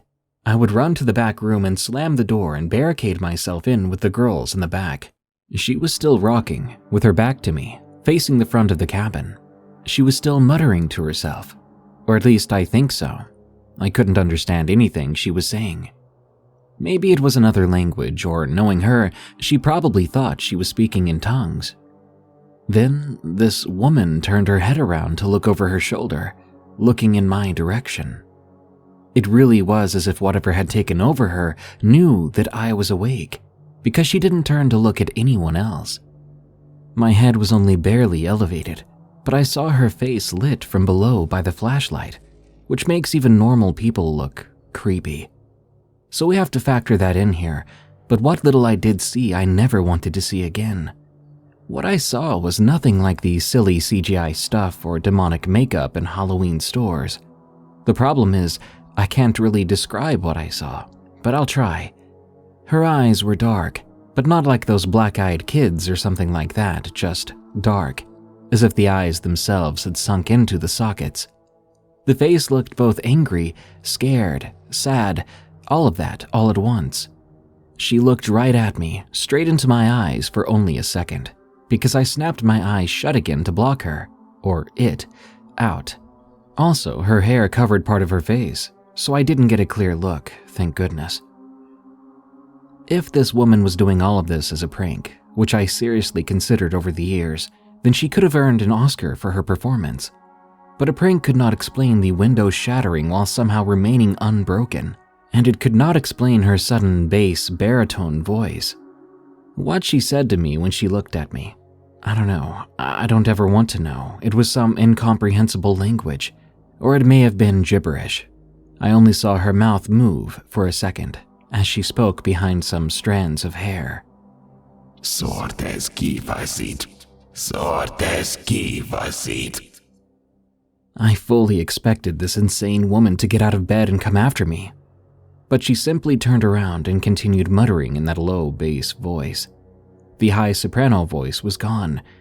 After a few more minutes, the other counselor came back, and Vicky asked her in her now normal voice, "Are you okay?" Whether the other counselor heard the low bass voice from the bathroom or not, I'll never know. I swear on my life everything I've just written is true. It's possible for sopranos to lower their voices, sure. In Mongolia, it's known as throat singing. So maybe this woman had some voice training? Maybe that's what she did. It may have been that she was just a mentally ill individual, and that this was a desperate plea for attention. Maybe she was trying to give us some twisted spiritual lesson on demons. But that does not explain the window. It still haunts me to this day. I do remember looking around the floor in the morning for broken glass, for pieces of the window. When I couldn't find any, I thought that maybe she had broken a glass of water when she shot up from the bed shrieking. And that shriek, I can still hear it, as if it just happened. It never goes away, and I guess it never will. And the silence. No girls stirring or coming in from the back room to ask what was going on. No animal noises or cicadas singing in the trees. I should have been wringing wet with sweat, either from the August heat or a cold sweat from pure terror. Anyway, after all this, Vicky and the counselor collapsed onto their bunks from sheer exhaustion. But I lay awake from about 3:45 to 4 a.m. until dawn. All around the room hung those dried lavender flowers, whose fragrance had now become a sickening, overpowering stench that made me nauseous. They had not bothered me in the slightest until now, as I lie there waiting for an eternity to pass before the dimmest hope of light began to show through the unbroken window. Still, not one of the girls moved, not even to get up to go to the bathroom. The only sound was slight snoring, and even that was muffled. I never took my eyes off Vicky even though she was completely asleep, completely still. I did not move. In the years since this happened, I've pulled all-nighters to study in college and worked overnights in a department store, so I know what it is to be tired from staying awake all night. But none of that can possibly compare to the exhaustion I felt that next morning. I think I pretended to be asleep until most everyone had gone out for breakfast. I don't remember seeing Vicky outside around the picnic tables when we had our Bible study before we left. I don't remember eating either, nor talking to anyone. I found my younger brother and asked which car he was riding back in. Everyone else had claimed their rides, I guess, and no one seemed to want to ride with Edward, the older gentleman in his 70s, who had come out on the trip to cook for us. He had volunteered to help with the guys and brought his old Sanford & Son type truck, with no air conditioning. My brother said he was going to ride with him, so I climbed in next to him. We left the premises, and I never looked back, and I've never gone back to that place. We got out on the 2-lane road to get to the highway, and somewhere down the road, maybe 5 or 6 miles, the sun came out, shining bright. Then and only then did I start to feel hot and start to sweat.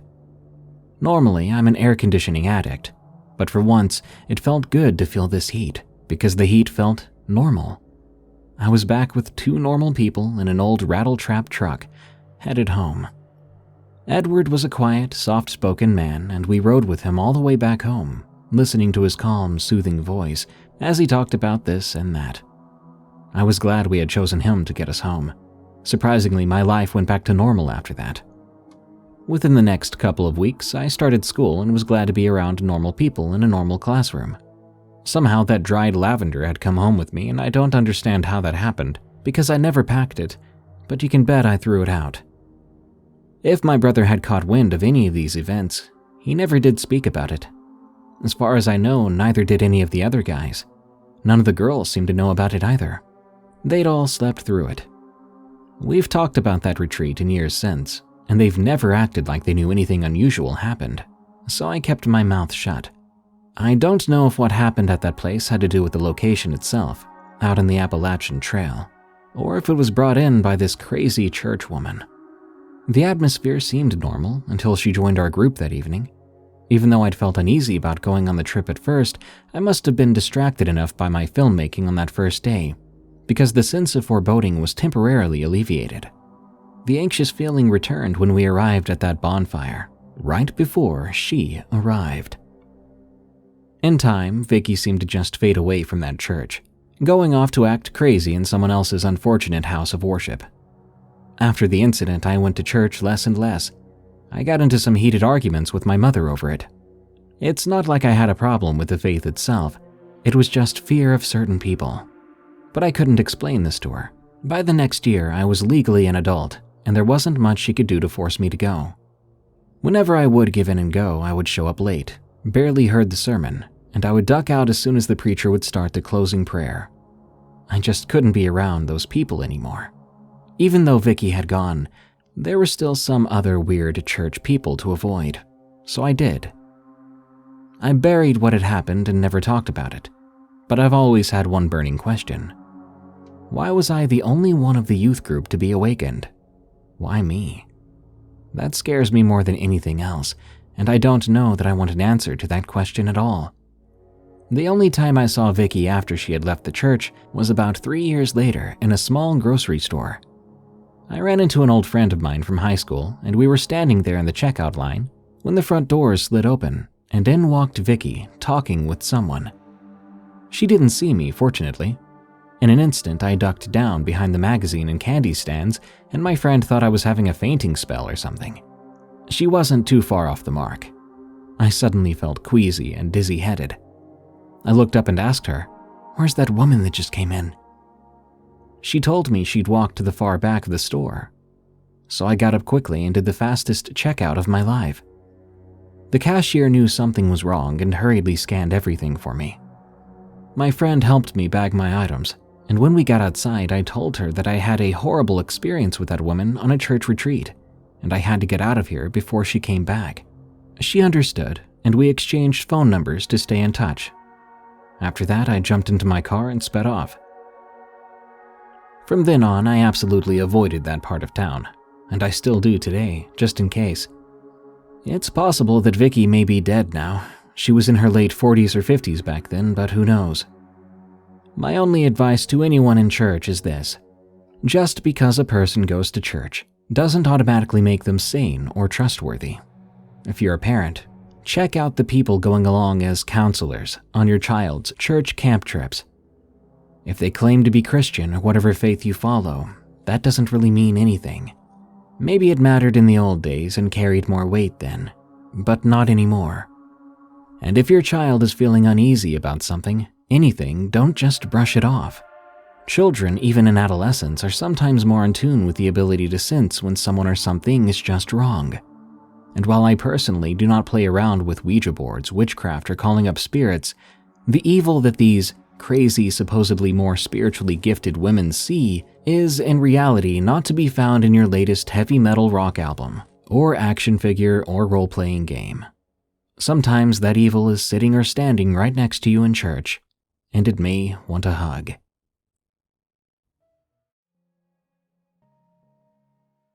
Creepy encounter on a hiking trail. From a user on Reddit with a name I can't say. When I was in high school, I played on the basketball team and ran track. To keep my cardio up, I used to run this 11-kilometer hiking trail that went through the hills right outside of my town. It was a small town. It was safe for the most part, and everybody knew each other. I wouldn't call this trail remote, because at certain points you'd pass by a dog park, train tracks, and one stretch of it ran alongside the highway. But some parts were pretty deep into the woods. There was an option to do a 4-kilometer loop inside of this 11-kilometer trail, and people traveled this route much more often. I hardly ever ran into anybody on the longer trail. I'd been running this same trail for 3 years, and nothing strange ever happened, until one day. It started off as it normally did. I parked my car on the dirt road that came off of the highway, smoked a little bit while queuing songs on my phone. Then I put my earphones in, popped a piece of gum in my mouth, and began walking toward the trail. The only things I took with me on my runs were my phone, earphones, and a single car key wrapped around my index finger. I don't recall seeing anybody on the trail that day. This happened in the afternoon, and it wasn't abnormal for the trail to be less busy than it would have been during the evening. I walked for a few minutes while I was still on the crushed stone path. Once I got a little ways into the trail, it turned pretty rugged. Dirt and mud, with large tree roots reaching across in all directions. I liked this trail because I had to focus on where my feet were landing with every step, so I was less focused on how much energy I was exerting. I was about halfway through the 11-kilometer loop, and this was really the most remote part of it. All forest, with a lot of hills and dips in the path, and big boulders all around. I didn't see or hear anything odd, but out of nowhere, this extreme and sudden sense of dread overwhelmed me. I kept running, not really reacting to it. Once I reached a more flat part of the trail, just a few feet ahead, I took out my earphones while keeping the same running pace. It was then I noticed it was eerily silent. I acknowledged it, thinking it meant there's likely some sort of predator in the area. The only predators that would have been around me for wildlife would be a coyote, maybe a bear, but this would be very unlikely, as there are never any bear sightings anywhere near the town. I slowed my jog down to a walk, because the trail got steep, and I had to walk over knee-high rocks, but I was still moving fast. I mean, after all, I felt like there was something behind me. For some reason, the next part is very hard for me to remember. Just this slice of about 30 seconds feels a bit like I'm trying to recall a dream that I had. But what happened was, I saw something out in the trees. For some reason, when I try to remember what I saw, it comes out more like a blurry image. I know that it wasn't some animal. It was a person. It's hard to explain, but I could clearly sense this was a man. I pretended not to see this figure in the trees. I remember doing this so they wouldn't know that I was aware of them. This reaction of mine felt subconscious, automatic, 100% instinctual. The figure wasn't behind me in the way that it felt when I first sensed a presence. I could feel it in front of me to the side, like my 2 o'clock to be exact. It didn't move as I walked by it. The person just stood there completely still, watching me pass. Once I got up around the turn, probably 15 feet ahead, I ran so freaking fast It was like my feet were about to detach from my body. I remember how weak my knees felt in this sprint, but adrenaline was carrying me out of there at a speed that was faster than I've ever moved in my life. I didn't hear footsteps, but it felt as if they were right behind me. It was almost as if I would feel two hands reach out and grab me at any moment. This was primal fear. I did not stop running until I was out of the trees and I could see my car. This may feel anticlimactic, but nothing happened, and when I looked back after leaving the woods, there was nobody there. My adrenaline was flooding the entire time, but this deep sense of dread left a couple of minutes after it arrived. I just knew I couldn't stop running, not until I was out. I think somebody was coming after me. Maybe they saw a 5-foot young girl with long blonde hair running alone in the woods. Maybe they were waiting for somebody to pass by, but I have a gut feeling that they were out there for some other reason, and I happened to walk by at the wrong time. Nothing like this ever happened to me before or after this run, although I did switch trails after 2 or 3 more visits.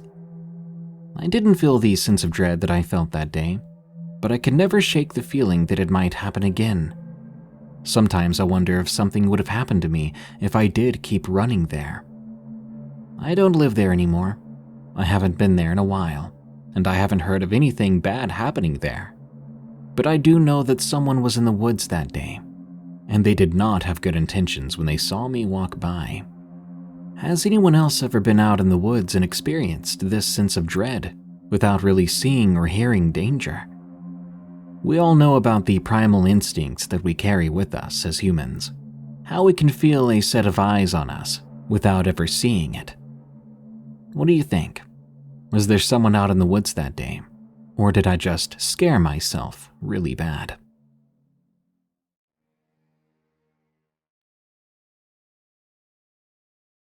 Never hike the Appalachian Trail alone. From B. Morrison. Growing up, my thing had always been walking alone in the woods. I was a creative writer in school. My attention span now is far too gone to finish much writing these days. But back then, I would take a stroll through the woods to get my writing done. Just me, a pencil, and a notebook. Heck, sometimes I'd even listen to Silent Hill and Parasite Eve OSTs. Some of those tracks were pretty creepy too. Yet it never creeped me out. Being alone in the woods listening to music that could be eerie, I never did feel afraid. This single experience, however, has left me with a feeling of dread at the mere thought of going back in the woods alone. I still venture out there, but that peace of mind I used to have just isn't there anymore. I work at a call center. I have weekends off, and I was single at the time, with not too many friends. I would frequently spend my weekends hiking and camping along the Appalachian Trail. I lived only 2 hours from it, and the drive itself was usually quite relaxing too. Solo hiking and camping can be difficult, and it's not something I recommend for inexperienced hikers. Even if you follow a forecast, weather can turn unexpectedly. The rare large animal encounter can happen, and sometimes you can put yourself in a very dangerous situation when you've got no one with you. I sprained my ankle once on a trail in the nearby mountains. I was miles deep, and having gone in alone, I had to trek back, limping all the way. Not a fun experience. On a cloudy Saturday morning, I woke up early, gathering my things and venturing forth to the Appalachian Trail. A couple of hours of a drive there, I arrived. No rain at all just yet, though the sky would remain overcast for the duration of my journey. I'd planned on a one-night camping trip. I wouldn't go too deep. I had some plans the following day for my sister's baby shower, and I didn't plan on missing it. The hike in was smooth. The air that day was just the right pressure and humidity. It was an especially comfortable hike. I never would have expected what would soon transpire. I hunkered down under a poplar tree, chowing down on a Cliff Bar. Then I finished off my first bottle of water. I looked around as I enjoyed my brunch, trying to remember the names to the numerous different trees and shrubs around me. Then I thought about a meeting I'd have to come in early for on Tuesday. It was around then I saw something that made my heart lurch. A human figure at the top of a dead tree about 20 yards to my right. It was small. I could very clearly make out a small coat, pants, shoes, and hair. What in the world? I wondered. My heart raced as I picked myself up and ran over towards the tree. Surely I wasn't seeing a child stuck at the very tip-top of a tree in the Appalachian Trail, right? It was the most bizarre thing. I definitely panicked, to be honest. If this child fell from that height, they could be hurt, if they weren't already. I mean, the figure wasn't moving at all, except for their clothes blowing in the wind. Hey, are you okay? I called up. No response. No movement either. I gulped, my heart sinking a little farther. Now, you're probably thinking I should have called for help then. But I had a habit of leaving my phone in the car. I don't like looking at my screen too often, so on short hikes, I like to leave it behind. I was only going to be out overnight, so I thought I wouldn't need it. I made a quick decision, and I began to climb. I was in decent shape, sure, but I hadn't climbed a tree since I was 12 or 13 years old? Luckily, this tree was nearly perfect for climbing, branches all in the right places. It was only recently dead too, so none of it felt brittle yet. I had to stop several times, but eventually, exhausted, I made it close enough to the figure to reach out and touch their shoe. I poked the bottom of one of their shoes, trying to get their attention or get a response.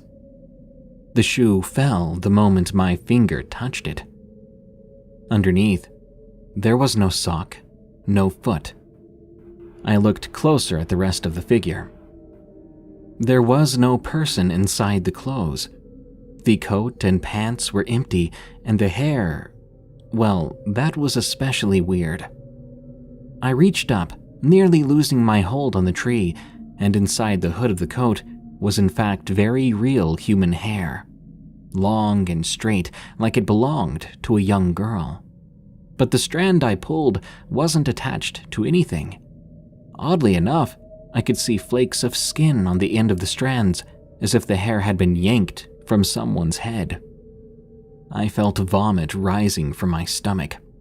Before I could react further, I heard something below me then. Footsteps, slow and heavy. Then there was a whisper just barely louder than the wind. Come down. The voice sounded feminine and elderly, but somehow it sounded closer to me, as if the speaker was on a nearby branch. Impossible. I was the only one up here. Come down. It repeated without any change in its inflection. Obviously, that was the last thing I wanted to do. I stayed in that tree, clinging for dear life. But my muscles were getting weary, my limbs wobbly. Come down. It came again suddenly after about 10 minutes of silence. I was at my limit then. I tried resting myself on the branch below me, but it was thin, forcing me to press my feet and legs forward onto it to keep my back steadily against the trunk. There was no position in which I could rest. I had to get down. Come down. Again, I heard the whisper. The footsteps came again too. They seemed to be just below me at the bottom of the tree. But when I looked, I saw no one. I climbed down to the next branch, my legs still wobbling. Then the next, then another, until at last I was confident I could jump down without being hurt. I took a deep breath. I remember thinking, "Go," and jumping at the same time. I hit the ground, both my knees popping, but I was fine, and I ran as quickly as I could down the trail the way I came. I didn't look back. I have no idea how I was allowed to leave. Whatever I had encountered out there felt so malevolent, evil, but I ran until I saw another person whose expression was one of confusion and startlement. I smiled, panted, and continued past.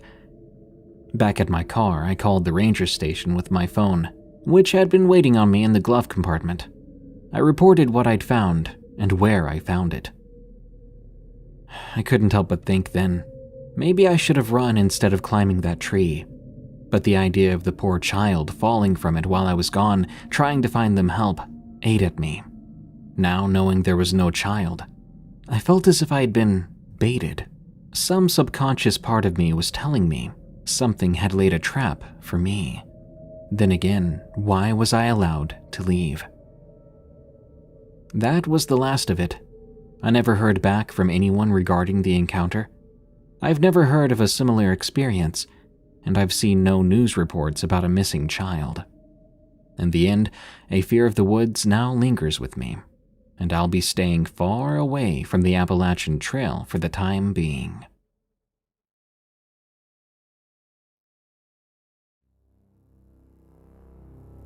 Warning. The following story contains depictions of harm against animals. Appalachian creatures stalk my family. From Aggie. I'll start by stating the general area of where this all took place, and actually continues to take place. I, as well as generations of my family, were born and raised in West Virginia, right in the Appalachian Belt. My grandmother has about 7 acres on a mountain, where we all ran wild as kids. Now, as adults, we sit at night around a bonfire, enjoying the peaceful sounds. However, there comes a point in the night where the air grows heavy and sinister. Around these times, my grandmother's 2 large dogs even refuse to go off the porch to do their business. We don't know what lurks in the surrounding woods, but sometimes it makes itself known. When my 3 aunts, mother, and 3 uncles were younger, they did what all of us did as kids: roamed those woods.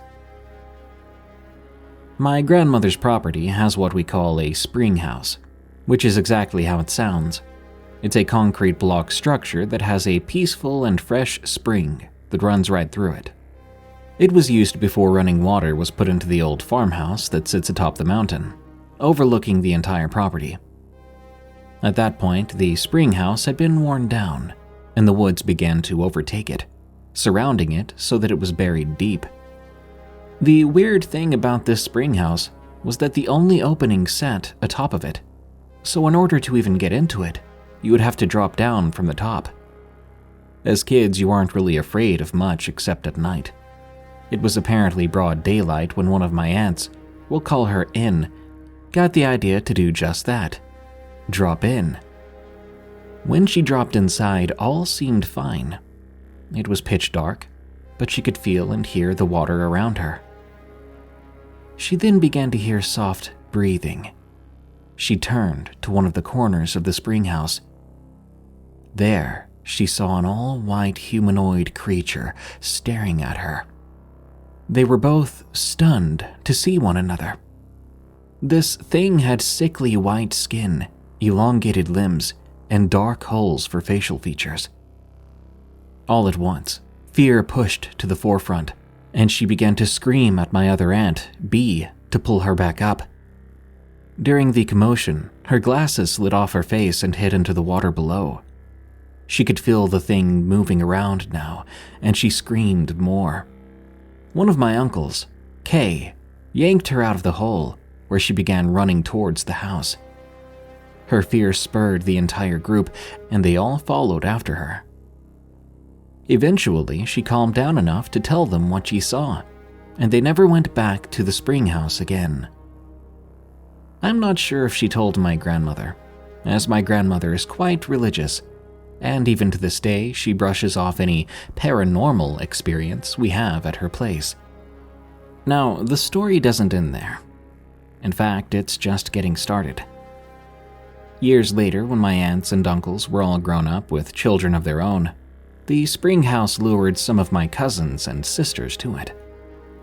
They had heard of the white creature down there, but of course, they didn't believe my aunts. Kids being kids, they went through the woods until the spring house came into view. They planned to drop into it too. My cousin dropped down first. My sister lingered over the hole and stared down at her, not dropping in just yet. It took all of a few seconds before my cousin heard heavy breathing. Her fear immediately spiked, but she didn't say anything. Instead, she turned toward the sound. My aunt's long, eroded glasses sat in the water beside the same all-white, elongated creature. This time, it did not hesitate. It began to stretch out its limbs to move. She scrambled up and out with the help of my sister, and they too booked it back to the house. They told my aunt and mother what happened. They didn't deny the creature's existence, but instead consoled them as best they could, warning them to stay away from the place. When I eventually came into this world, I was always roaming my grandmother's property too. I rarely liked going to school, and instead I wanted to roam the woods and collect anything and everything I could find. I was often alone out there. Only my grandma's farm dog followed me about.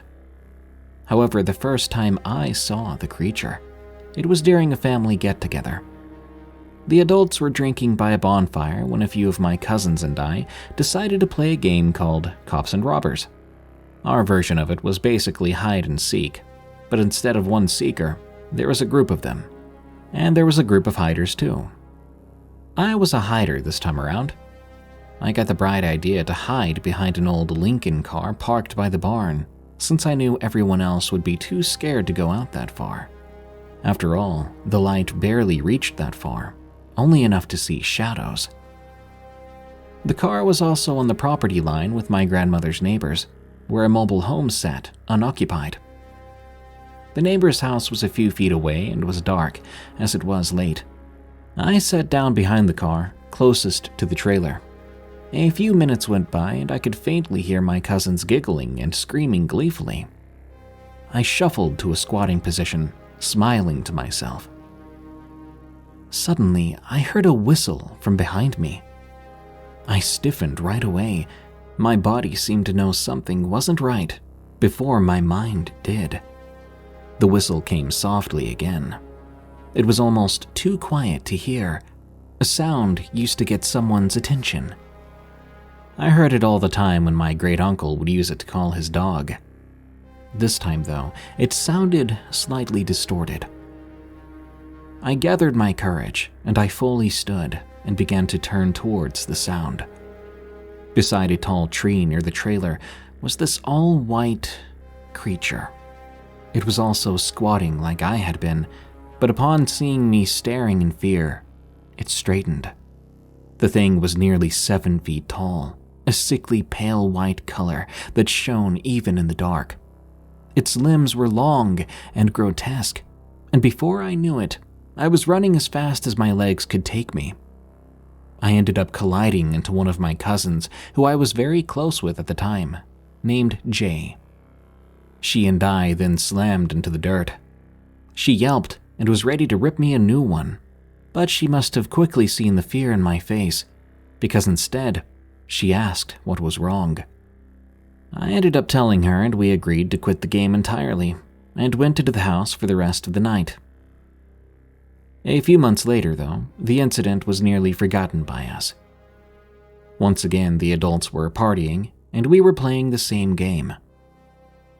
I stayed well away from the barn at this point, and only hid near the house, staying in the light as much as possible.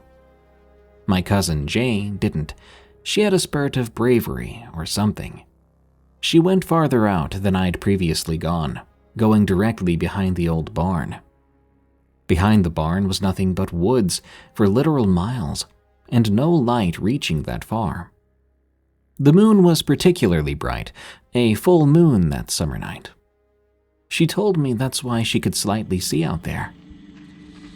After a few moments, she grew bored and began to jog around the barn instead of just retracing her steps.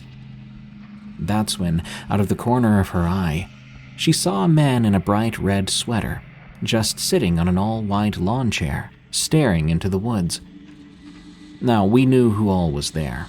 This man did not look like any relative of ours, nor the nearby neighbors. The creepy thing was, he didn't even jump or move when she came by. She said it was like he was frozen. His skin was sickly white, like the creature's. It almost glowed. Obviously, she was afraid and ran back to the house calling my name. We met up, and she told me what happened. We never really said much to the grown-ups when they were drinking, as they seemed to have a habit of always laughing at whatever we told them. So we took it upon ourselves to investigate. Together, the two of us crept over towards the barn. We peeked around the corner to see the lawn chair empty. No one was around. As we turned to walk back, I heard my name whispered inside the dilapidated barn. Jay heard it too. Her eyes widened as she looked at my face. We both ran, tears in our eyes. That night, we slept with my poor grandma, smashed up against one another. The sound of that whisper still scares me to this very day. Just thinking about it sends shivers up my spine. Although the next night, we slept in the upstairs spare bedroom, as they call it, and to our horror, my grandma's dog kept looking into our deceased great-grandmother's room, growling softly. We shut the door with him inside the room with us until morning, as we didn't dare to step in front of her room to get to the stairs. The following day, after telling my Aunt B, she admitted the upstairs portion of the house always creeped her out. When I inquired why, she told me when she was a little girl, she'd watched a cheesy, scary movie about werewolves. But in her young mind, it was very creepy. Afterwards, her and my grandmother slept in the third bedroom at the end of the hall. She was having trouble sleeping that night due to the movie replaying in her mind. She dozed off and on, but at one point, she began to hear heavy breathing. The room was suddenly hot and moist as well. Her eyes shot open, and she saw a werewolf-like creature sitting at the bottom of her bed, eyes right on her. It stayed like this until morning. Now, obviously, this isn't the same creature we'd all been seeing, but I know skinwalkers can mimic voices and other things, which can scare you. And that night it had been werewolves for her, so maybe this entity or another was similar, and wants to mimic your fears. Anyway, after she told me this, I stopped going upstairs for a long time. Whenever I stayed with my grandmother during the summer, I slept downstairs in the living room on her couch. I was always frightened there at night. I constantly left the TV playing to drown out any noises, as my grandma liked to sleep with her doors and windows wide open. On a few occasions, I was awakened by the shadow of a person stepping in front of the TV to stare. Then it would proceed into the kitchen. This always horrified me, but I would convince myself I was dreaming. However, it always happened at 3 a.m. on the dot, multiple nights a week. Sometimes I swear the kitchen light would switch on, and the faucet in there would turn on, water exploding loudly onto the ceramic. My grandma, who had her bed in the living room as well, due to having arthritic knees and not being able to climb the stairs nightly, never heard any of this. However, her dog, who often slept on my legs, would sit up, ears perked towards the kitchen. Now, this was happening after my great-grandmother had passed, and she was an odd creature herself. When she was alive at 3 a.m. every night, she would go into the kitchen, turn the lights on, and just sit there for hours playing cards on the wooden dining room table. When I asked her why a few times, she always told me, "I can talk to my husband." Her husband had died a long time ago, but as a young kid, I thought this was all very weird. My great-grandmother and I never got along, so if it was her doing this at night, I still didn't feel too safe. I even had a dream about her after the kitchen light flicked on and I dozed off because I was used to it by this point.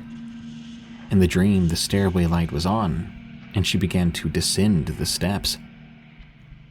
I was shocked to see her, because even in the dream I knew she'd died. I walked over to the steps. The rest of the house was dark besides the one light. She looked like her usual self in her normal all-white attire. However, when I looked up at her and smiled, she frowned deeply. I sensed something was wrong then, like it wasn't her. She spoke in a deep, harsh tone unlike her usual voice. "Hello." I was scared now, every hair on my body standing up. I tried to wake myself up, knowing it was a dream. "What are you doing here?" I stammered, stepping back. Whatever the thing was that mimicked her smiled cruelly. "I came to tell you something important. You're all going to hell. This is hell. All the demons are here." After the words were out, I was suddenly awake, gasping for air. I kept replaying her or its words all night, unable to sleep. My mind decided all meant my family and I was distraught for days, wanting to go home to get away from that house. So I did. I didn't frequent it much in my teenage years either. I got a job at 15 to help out with the bills, and eventually I moved to a city about 20 minutes away when I turned 18. I don't visit there often, as my family and I are not on the best terms anymore. But one of my aunts has moved in recently to help out my grandmother as she ages. She's told me about how the dogs don't go out at night anymore, how sometimes she hears an odd screech and all the crickets go silent, how one night she heard something scream her name from the woods. She even told me about how the neighbor, who's lived there nearly as long as our family has, called my grandma to tell her he heard such an odd scream from the woods too. He immediately got back on his tractor and drove it into the garage, locking the doors tight. This has never happened before, and to hear how frightened a man who has lived there his entire life was, I was a bit shaken up. When I did find time to sneak up there without a ton of family members being there, my aunt and I found a baby raccoon who had been killed in an odd way. Usually, coyotes kill and eat them, and there aren't any other predators in the area. But the thing about this was, it was whole. It looked like whoever killed it had twisted it, forcing its legs to face the wrong way. There were no other indicators of how it died. All of its legs were seemingly unbroken, even. A few days after this, my aunt called to tell me she found multiple twisted animals, all like that, all placed along the tree line. To this day, my family and I exchange these scary stories. We rarely, if ever, go near those woods at night. If I decide to take my dogs on a small hike, I stay fairly close to the tree line when we're in the woods, even during the day. We have so many stories about the odd happenings there, like mysterious lights hovering near us, screams from the woods, odd lights in the sky, a lot of weird things. The house and land are so beautiful, but something old and haunting lurks around it, stalking generations of my family, and I'm not sure if it will ever leave us alone.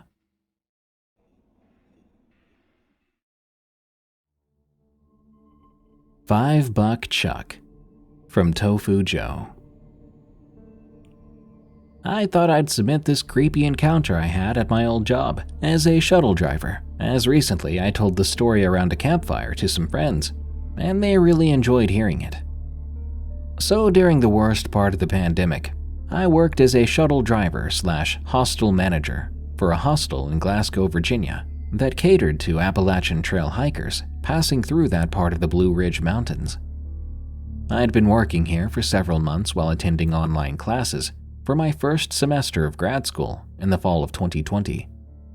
On one Tuesday morning, I woke up early as I always did to start my chores for the day, cleaning bed sheets, doing inventory on our supplies, checking the shuttle vehicles before the start of the day.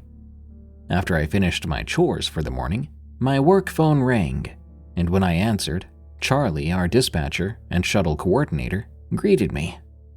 "Morning," he said. "How's everything going down there?" "Morning, Charlie," I said, before filling him in on the guest count and inventory item counts for the morning. Charlie took note of the hikers currently staying at the hostel and the items that he needed to bring me from our main location in the next town over, where he was calling me from, before giving me the rundown of that day's shuttle rides. Let's see. This morning I've got you driving up to Humpback Trailhead to pick up a customer at 11:45. I checked the clock on the wall, and I saw it was about 9. "Okay," I said. "If I leave now, I can make it by 11:45 easy." After that, I hung up the phone and got ready to head out. A few other customers had stayed at the hostel the night before, and were now lounging around in the comfy deck chairs that we had set up around the campfire pit the night before. I didn't know the real names of any of the customers that came through the hostel. Most hikers on the Appalachian Trail are given nicknames by their friends, or people that they encounter on the trail, and a lot of them choose to go by their nicknames rather than their real first names. The nicknames are always meant to be ironic or make fun of the person in some way. I walked out onto the front porch and past the circle of lawn chairs, where Hats Off, Rescue, Pilgrim, Mischief, and our friend Six String were all chatting, having their morning coffee. I waved at them and told them I'd be back later in the day after I picked up our new customer, who went by the nickname $5 Chuck. I pulled out of the short driveway and headed down the road toward the Blue Ridge Parkway, which would take me north toward the trailhead, where I was supposed to meet $5 Chuck. A few hours later, I arrived, and I sat waiting in my shuttle since I'd gotten there a few minutes early. No cell service meant I couldn't contact the customer, so there was nothing I could do but sit back and hope he showed up at the appointed time. That wasn't always a guarantee with some of these hikers. After a few minutes of waiting, I saw the top of someone's head pop up from behind a low wall on the other side of the parking area. I don't remember many details about $5 Chuck, or any of the customers I've met when I worked at the hostel, but his head topped with a bright green baseball cap really sticks out in my memory. As he climbed up the steep hill leading to the parking area, I could see more of him and assumed he was the guy that I was supposed to meet. I stepped out of the shuttle vehicle and waved at him. I caught his attention, and as the hiker in the green hat crossed the dirt parking lot towards me, I noticed he was walking with a limp. As he approached, I called out to him. "Good morning. Are you $5 Chuck?" The hiker replied, "Yes, sir. Are you the guy from the hostel?" I replied, "Yep," and offered to help him load his pack into the back of the shuttle. Once he and his gear were loaded up, I started the engine and began the drive back to Glasgow. Most of the hikers I picked up liked to talk a lot. Many of them were coming into town after days in the wilderness and would excitedly tell me about all the cool adventures they'd had since they'd last stepped foot into a town. $5 Chuck was different, though. He seemed tired, but I thought I'd try to strike up a conversation anyway, to see if he felt like discussing something. "So, what brings you into town?" I asked, briefly glancing back at $5 Chuck and his green baseball cap through the rearview mirror of the shuttle. Just need to rest a bit and resupply," he said. "I banged up my leg last week and I wouldn't mind giving it a few days to recover before I keep hiking south." "Sorry to hear that," I replied. "I know we've got some wraps and icy hot packs back at the hostel, and you're welcome to use them once we get back."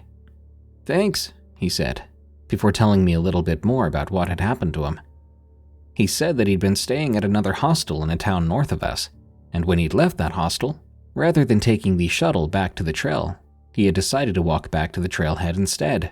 And as he had been crossing the Blue Ridge Parkway, a pickup truck hit him in the crosswalk. He had spent a few days in the hospital, recovering, before continuing down the trail. That was pretty much our whole conversation as we drove back into town. After I offered him some words of sympathy, he told me, "Thanks," and for the rest of the drive we were both silent. Most of the time, hikers fall asleep during the ride back into town, and I figured that $5 Chuck was probably just passed out in the back seat. When we returned to the hostel, I was in a hurry. It was 2:08, and I was late for my 2 o'clock online class. I told Chuck that I needed to take care of something, and that I would help him settle in once I was done. I didn't wait for a reply before hurrying inside and logging into my class. An hour or so later, I logged out. I closed my laptop and stood up.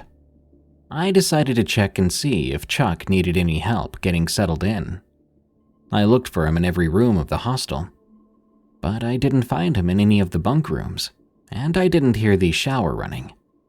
I wondered if he was outside, hanging around the campfire pit with Hats Off, Rescue, and the others. I stepped out into the yard, and I saw that the hikers who had stayed the night before were all still sitting around in their chairs, chatting away. However, I didn't see Chuck anywhere, and when I asked if anyone knew where the guy was, the one I dropped off earlier, Hats Off responded, saying that I hadn't dropped anyone off, and no one had gotten out of the car after I rushed into the house. My first thought was that they were messing with me, as this group was known to do, and so I looked all around the outside of the house to see if he was hanging about anywhere, but I couldn't find him. So, frustrated, I returned to the shuttle vehicle and searched the back seat.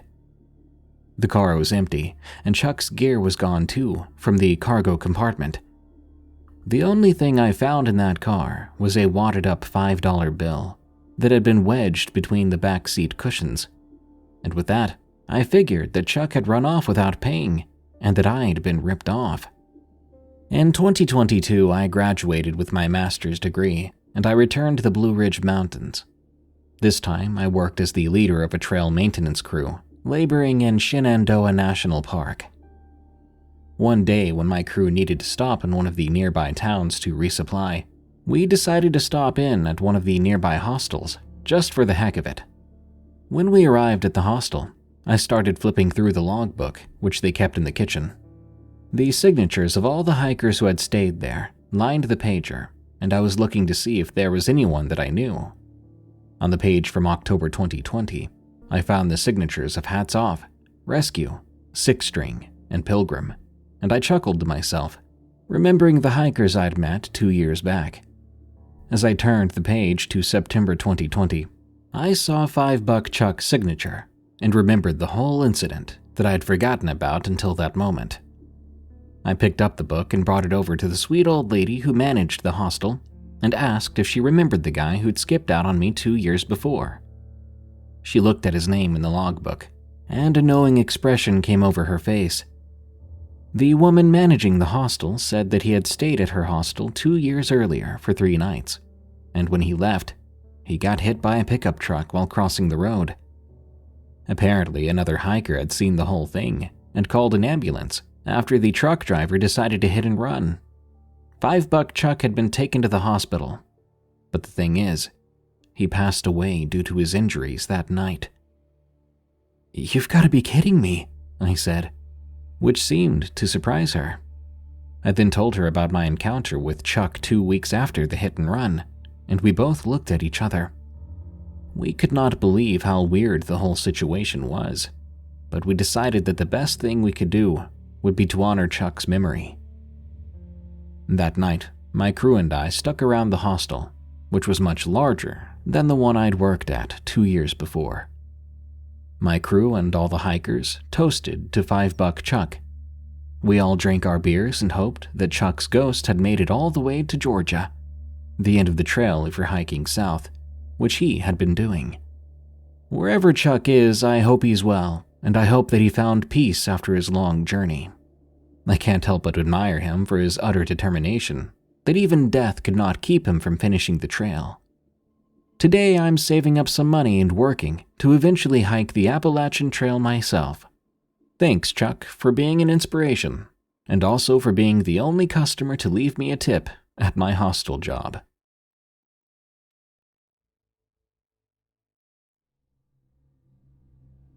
Okonee Spirits, from Swamp Fox. My story takes place in the southern Appalachian Mountains of Okonee County, South Carolina, in the summer of 2015.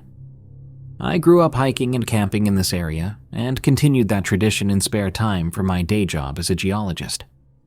As a hobby, I take pictures and write articles for an online outdoor publication.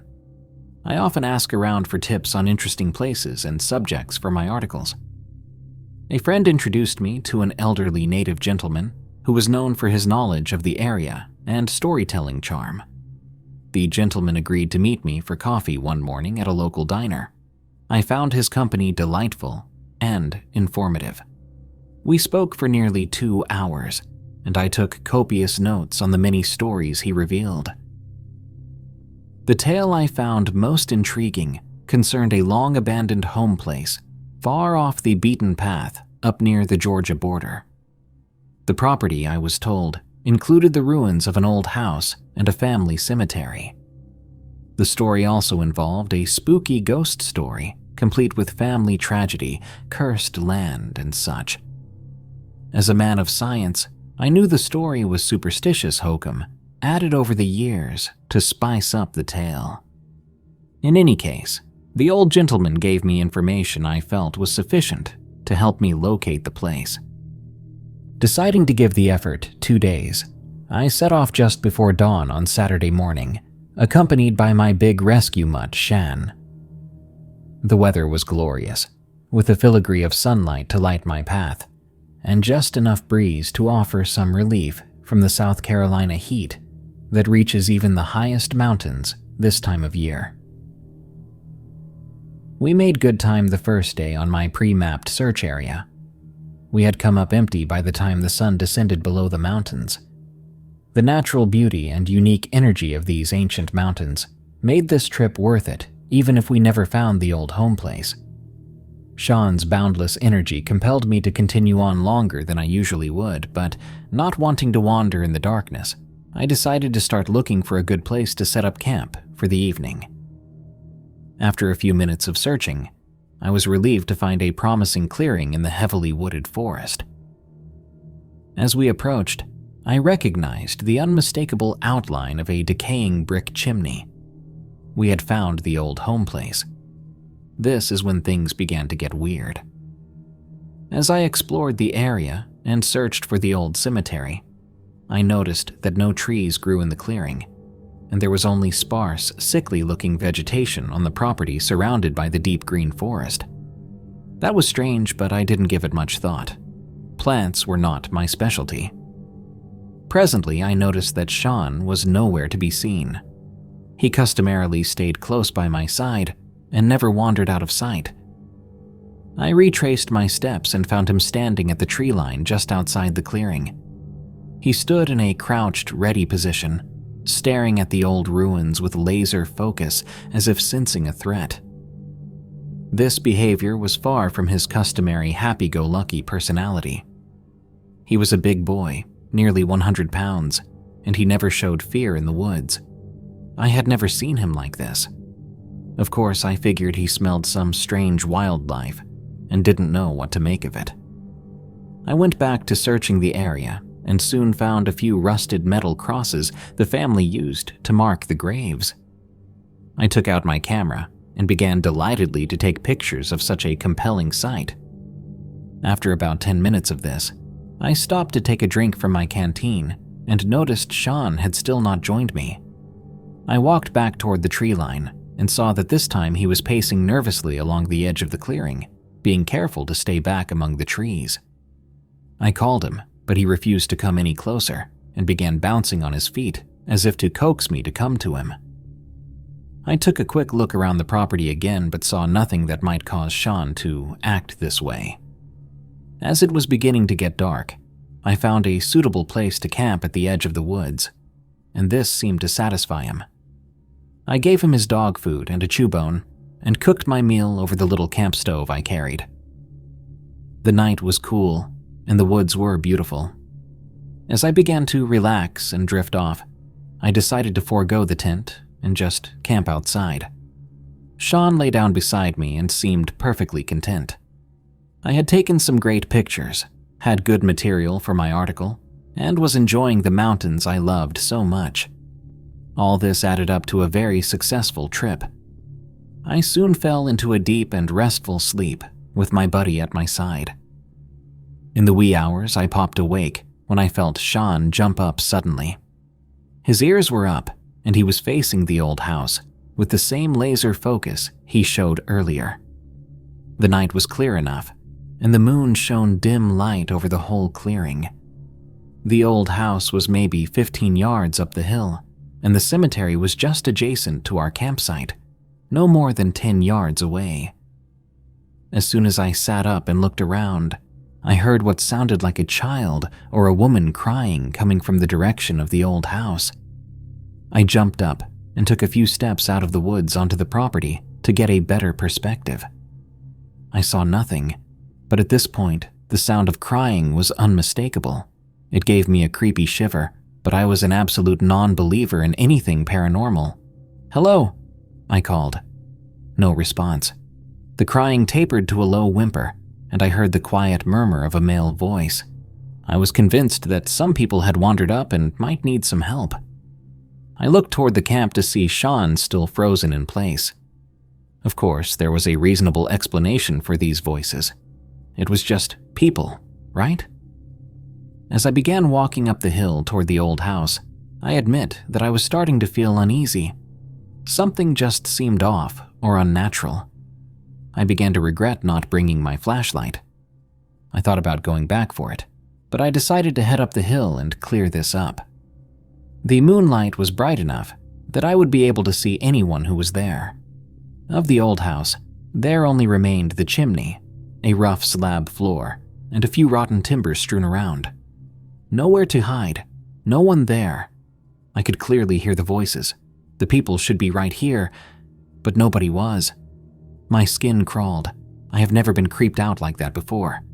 I circled the perimeter and still saw nothing. If there had been anyone there, I would have seen them. The shock I felt at that moment is indescribable. I was forced to accept that something unexplainable had happened that shook my entire belief system. Sean tried to warn me. At this point, the crying and murmuring just stopped, followed by dead silence. I don't know how long I stood there unable to move. I had absolutely heard those voices, and there was nowhere to hide, and nowhere to go without being seen and heard. I had no idea how to process what I had experienced. The old man told me the place was haunted. Was it? What else could it be? I walked back down the hill to the campsite. Sean was so happy to see me. He wagged his tail furiously and danced in place until I came up and petted him. We sat in the campsite wide awake for what seemed like an eternity, waiting for dawn so we could see to walk out of here. I was terrified that something else would happen, but the rest of the night passed without incident. Sean and I left that place as soon as there was enough light to navigate the deep forest. When we made it back to town, I contacted the gentleman who had told me the story. We met a couple of days later, and I related my story. He showed no surprise and assured me that what I had experienced was indeed the ghosts of the family who had lived there. In the light of day, my rational mind wants to deny what I experienced, but I know it happened. If I ever wanted to go back to that old ruin, I think it is the one place in this world Sean would refuse to follow. He need not worry. I'm never going near that place again.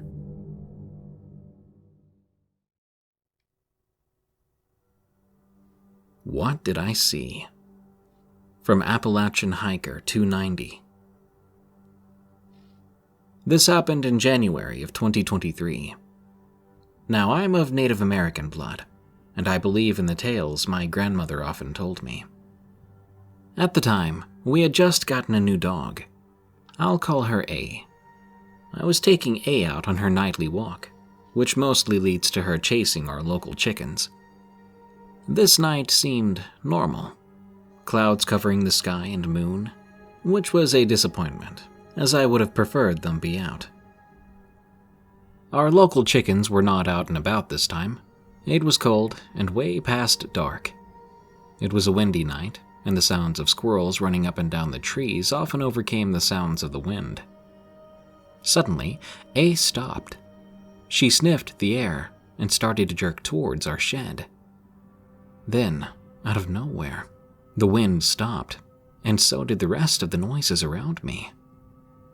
I was used to this. I knew that sometimes the woods can go silent especially when a predator or a person was out in them. Not to mention the place I lived was known for mountain lions. A suddenly stopped tugging her way to the shed. I looked up towards the shed, and what I saw still chills me to my core this very day. Whatever it was huge, at least 9 feet tall. I could only see the outline until I brought out my phone flashlight. The thing was unnaturally skinny, like it hadn't eaten a bite in months.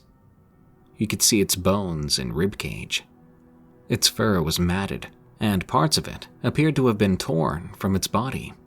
In certain places, you could see torn flesh. Its arms were unnaturally long and lanky, but the hands ended in razor-sharp claws, which appeared to be stained a deep red. The legs looked like the legs of a deer, but too long, too lanky. Its head was also shaped like a deer's, but with fur and spots only barely hanging in place. The eyes were small and black, but would chill any person to the bone looking into them. The antlers were those of a huge buck, but they seemed worn and weathered, like they'd been used for something besides show. I froze. A came off her leash and began to run to the house. The creature's head suddenly snapped in my direction, causing me to let out a sharp and quick shriek, and I dropped my phone to cover my mouth. By that time, my pit bull B and my Rottweiler C were running towards me, barking and raising Cain. That snapped me out of my trance, causing me to scramble to my house. My grandmother came out of the house, yelling my name. Once I was almost back, only then did I turn back to look at the creature. I could still see it. As soon as I was in the safety of my house, the creature retreated to the woods. I bent over and gasped, almost throwing up. Whatever that thing was, it smelled like rotten animals and spoiled milk, which had been sitting out in the sun for far too long. My grandmother, worried, kept repeating the question, "What did you see? What did you see?" I was gasping for air. When I looked up and she saw the pure terror in my eyes, she simply said, "You saw it, didn't you?" It's been nearly a year since my encounter, but each and every time I go outside alone at night, I still feel watched, and I feel it's still out there.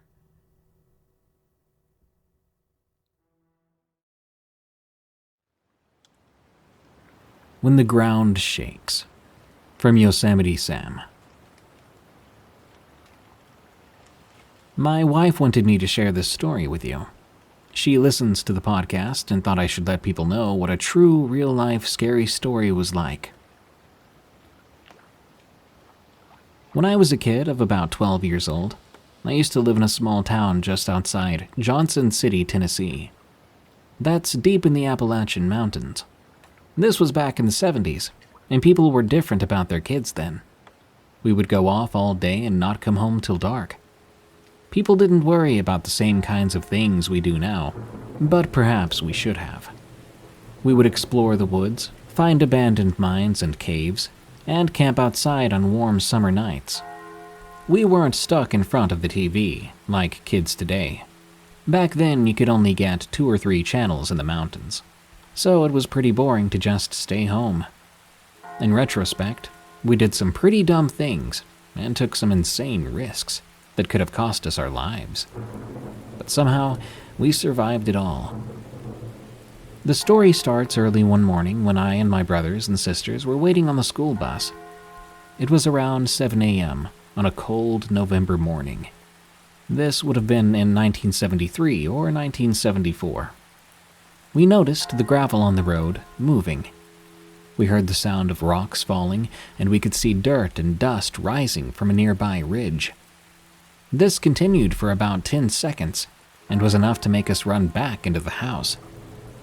The radio in my dad's old car said there was a 7.3 magnitude earthquake in Claiborne County to our north. I remember my dad saying it was felt all the way to Charlotte, North Carolina, some 100 miles south from there. We ended up missing school that day, which was pretty cool for us. So we took off, like we usually did, into the woods by that ridge, because we wanted to see which rocks had fallen. On our way to the ridge, we saw a place where the ground had opened up, revealing a cave entrance. Now, real cave entrances, which aren't cleared for tourists, look a lot different than the ones in movies or pictures. This was covered with roots and leaves and dirt, but you could see inside it pretty well. We went back to the house, getting some rope and my dad's old lantern. Before long, we were back at the new cave with the supplies, gathering up our courage to go in.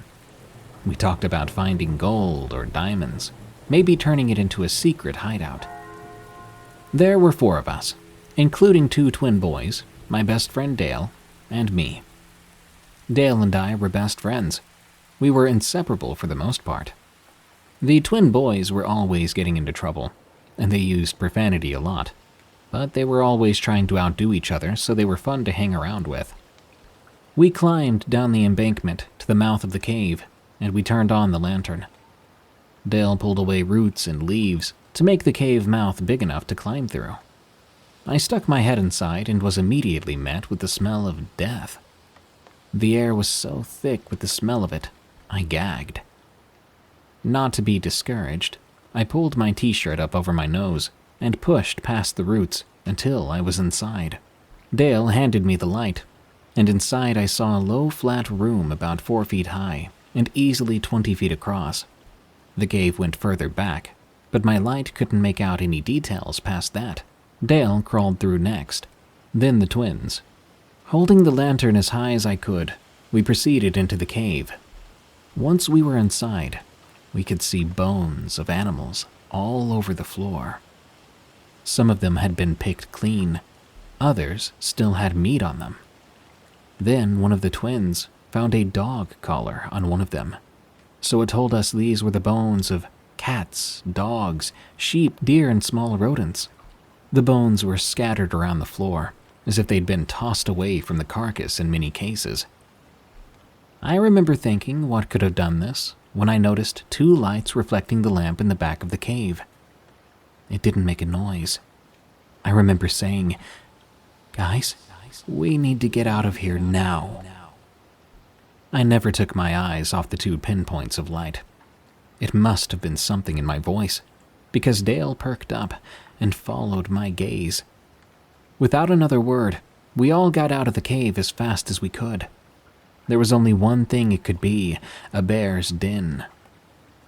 Once outside, we all ran way back to the house and told our dad what we saw. He was getting ready to go to work, second shift at the blue jean factory in town. He told us to stay away from that place until he could go check it out. Mom overheard us and told us if we went back out there, she would tear our butts up. Getting mauled by a bear is not something we wanted, so we agreed.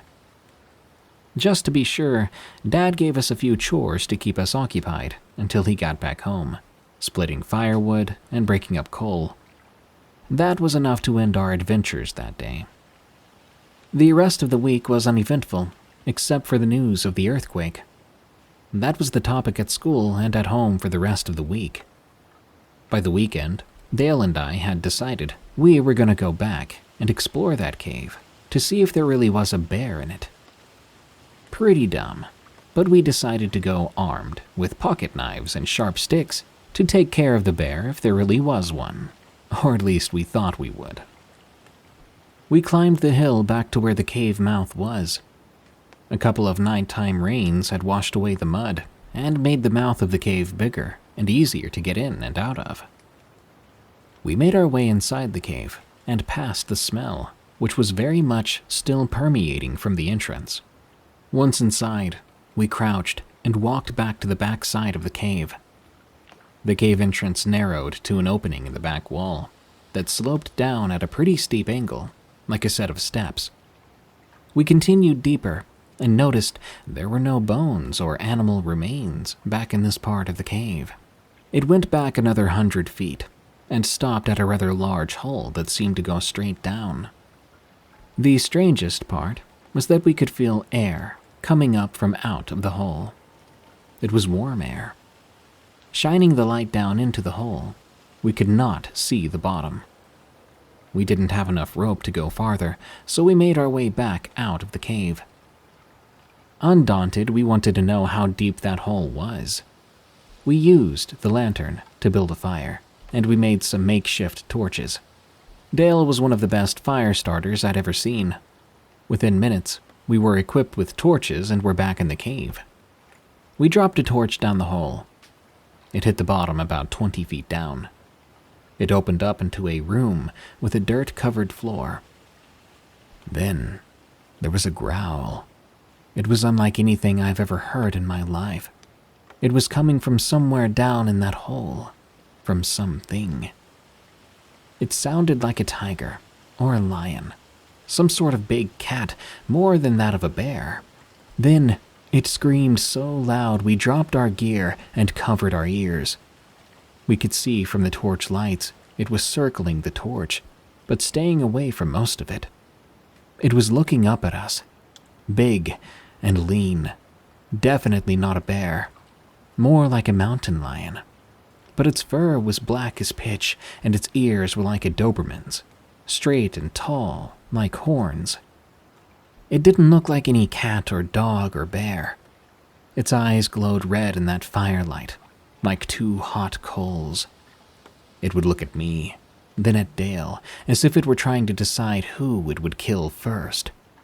When it screamed again, it was like having a ton of sand dumped on you from above. I went down to my knees and tried to curl into a ball. The scream made me feel weak, unable to think or move. My head felt like it was a gong, or someone had placed a giant bell on my head and started to beat at it. I felt sick, confused, in pain, all at the same time. Dale collapsed into a ball with his hands on his ears. He had dropped the lantern, and it had rolled off the edge, down into the hole.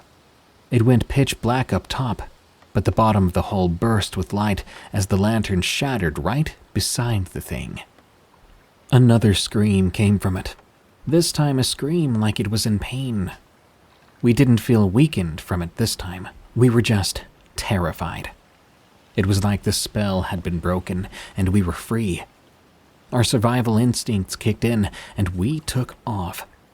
Dale and I made our way up the slope as fast as we could. We could tell that whatever that was in the hole was going to come after us. We just knew that it would not let us live for dropping that lantern. It was like there was a connection to the thing in our mind, and it was talking to us. Once up the slope, we could see the dim light at the entrance, and we quickly made our way back. Just before we reached the mouth of the cave, we heard the scream again. This time it was like being hit by water coming out of a fire hose. It knocked both of us down as we desperately covered our ears, then tumbled forward toward the entrance. We got out of the hole and ran all the way home with tears pouring down our faces. Neither one of us could hear for a week. I remember having a headache that was so bad, my parents took me to the emergency room. The doctor couldn't find anything wrong with us, other than the many scratches and bruises we had from the cave. We were told that we were very lucky to be alive, as there are a lot of poisonous gases in caves, and that was probably what was causing the headaches, but it should pass. About a week later, it was just a ringing sound in my ear, but I will never forget it. I remember having the strangest dreams for months afterward, dreams where I was back in that cave with that screaming thing. I would wake up curled into a ball again, just like before. I think Dale experienced the same thing. We never went back to the cave. It was very unlike us, but we weren't courageous enough to go back there. My family moved soon afterwards, and Dale and I lost contact. Many years later, I went back, after hearing that they'd had another earthquake. I wanted to visit and see if that cave was still there. It is, although it looks like part of the roof collapsed in on it. I tried to look up Dale too, but he had moved away. The twins were there, working at a local garage. They said Dale lived there for about 10 more years. He never quite got over the experience. Actually, he ended up being sent away to a special school for the deaf for several years.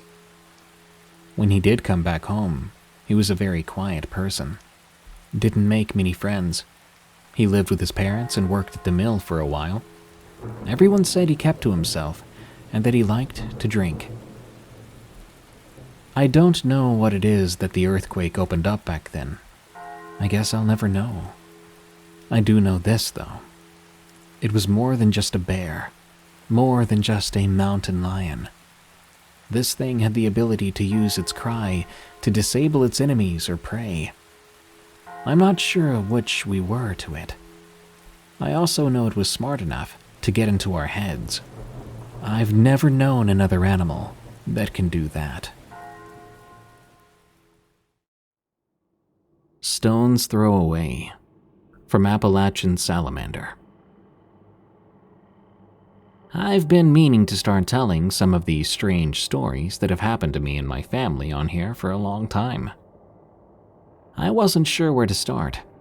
That had kept me from writing about it, until now. Because now things are getting more frequent. And as of writing this, these things are nightly occurrences.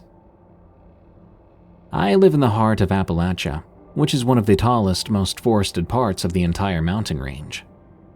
We've had our share of sightings of ghosts, lights in the sky, things of that nature. But the biggest problem we have is the wood boogers, or the mountain boss, which I will explain in a moment. My grandmother and my father are from a small native reservation in the mountains. We've grown up with the stories of the entities and monsters that can hide in the hills and hollers of our land. Growing up, my grandmother never let us go outside after dark, even if it was earlier in the evening, because dark comes early here in the winter. If the sun was down, we were inside. We weren't allowed to be loud either. We couldn't look out the windows after dark or whistle after the sun set. Now, we kept cattle, and whenever a calf was born, they'd be kept inside the barn at night, no matter what, with all the lights in the barn on. Often, my dad will sit up at night, watching both the barn and the ridgeline, with his trusty rifle to make sure nothing happened, especially since predators can be attracted to the smell of blood from the birth. Where we live now is a few miles from the reservation, and it's over a mile off the state road, up a winding gravel road. And while we have pasture land we keep the cattle on, most of our lands are heavily wooded. To say it's remote is putting it fairly lightly. We live about half a mile up from our grandparents on the family-owned land. It's been in the family on my grandfather's side for over 100 years. For years, it seemed that most of these things were just what I said before. Stories. Different family members had stories to tell, of things they'd seen or things they'd heard. Not that my siblings and I didn't believe them. It was just we'd never seen anything ourselves. Until recently. The first time I heard it myself, my sister, father, and I were sitting on the porch having a late-night session, just catching up with one another. My sister's dog, Tony, a fearless pit bull, began to growl from her spot under the bench. She stood up and moved over to the edge of the porch, looking at the edge of the woods. Her hackles were raised in a way I'd never seen. Tony stopped growling and backed up a bit, still on her guard. But her tail was tucked, like she was afraid of something. Then came the first loud, resounding knock, knock, knock. 3 in a row, with long, probably 15-second pauses between each knock. After the knocks, I realized they were the only sound left out here. Other than that, all I could hear was my own breathing. We sat in silence, waiting for something, anything else to happen. We could hear some fallen leaves and branches moving. I saw Tony's ears perk back up. Whatever it was large, but moving back up along the ridge. From the other side of the holler, or the opposite ridge, we heard another set. deeper, as if it was a harder wood. Knock, knock, knock. This time, though, it was a set of 5, all coming from the opposite ridge. After a few moments of whispered discussion about this, the first call split the silence. They're just like you hear people talk about on Bigfoot shows. The whooping screams and calls. As we talked more about it, I learned my spouse had seen one years ago. My dad told us about times when he was still working for the police. He'd been called out about something or someone being outside people's houses, and when he showed up to the calls, he would hear the wood knocks, and he'd smell musty, stinky smells like rot and wet dog. After the night we first heard it together, I don't know if I was simply more aware of things happening, or if the activity just picked up. But things have been happening more often. Apples and pears have been stolen off our fruit trees. A chicken or two would go missing from the coop. Screams came more often, sometimes so close you could hear it inside the house. Recently, my sister saw one for herself for the first time. She stopped and backed up, pulling in at an angle to see better. She turned on the bar light on the front of her truck. She told us what she saw was at least 7.5 feet tall, maybe even 8 feet, considering the tree it was standing behind. It was peering out from behind the tree. Only part of its body could be seen, which revealed reddish-brown matted hair. Before my sister and I decided to share these stories, 2 different occurrences happened that scared me pretty bad. We were in silence, basically just scrolling on our phones, when a long, clear whistle came from the ridge closest to our house. She and I froze, looking at each other. Then a second, shorter one sounded, followed by a clear knock, which may or may not have been followed up by more. That's when the 2 of us darted back into the house as quickly as we could. We told our dad about it, and after supper, we went out to check about the cattle and take the dogs to go to the bathroom. He sent my sister and I both a text, which read, "Quietly and quickly, step out here." When we joined him outside, he was in the yard, still in the light of our outdoor flood lamp, looking towards the tree line. It was the same tree line that Tony often stared into. There were no normal sounds of the night either. No insects, no animals. Except something was whistling in a weird, warbling way, like it wanted to sound like a screech owl, but was just wrong. It was similar but also very different than what we'd heard earlier, and it kept repeating itself. Then it stopped. For a long moment it was quiet. Then came a low, bellowing call. It was loud and close enough that we just came in for the night. At the very least, there's always something to be heard there at night. I just want people to know that there's such a thing as Sasquatch, and they're very much active in Appalachia.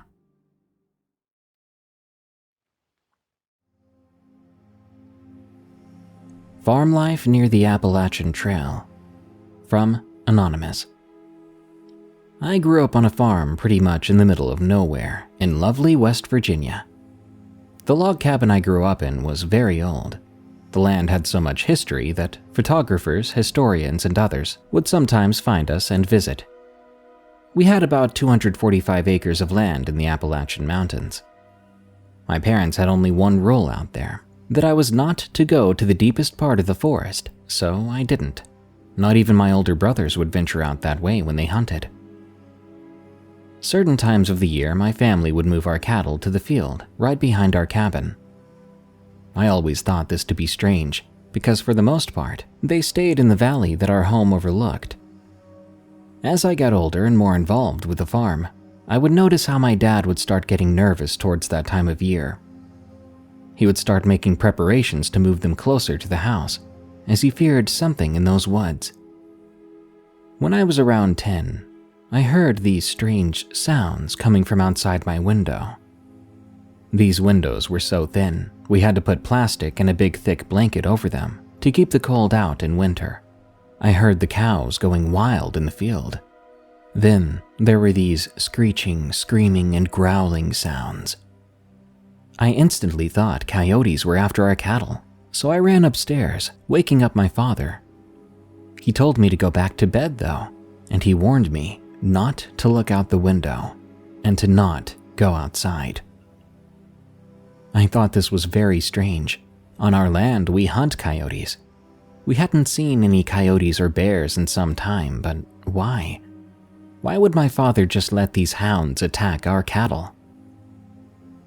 I couldn't sleep that night. I just thought of our poor cows and how scared they sounded. Even my pup was nervous. She stayed up all night with me. In the morning, when the sun was up, my father and 4 of my brothers went out to the field with their shotguns. I followed along with them, and what we saw was terrifying to say the least. Something had brutally killed and dragged 2 of our cows into the woods. There was quite literally a blood trail leading to where they died into the forest. My father was very concerned. He was whispering to my brothers on what to do.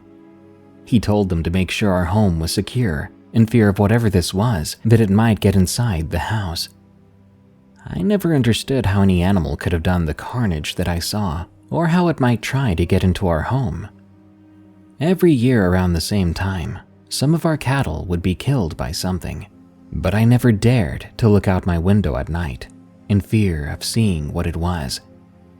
Sometimes I swear I could hear something almost whispering in the fields to each other, or maybe even to me, as I sat by my window listening to them. Once, I swear I heard them say my name. We moved away from the farm when I was in my late teens, and from what I hear, no one has ever bought the land or lived on it since.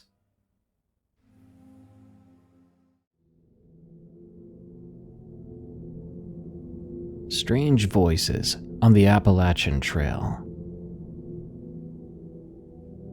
My dad and I'll call him C for this story, were supposed to meet my nephew L and my brother N to go camping and hiking for the weekend out through a part of the Appalachian Trail just outside of Gatlinburg, Tennessee.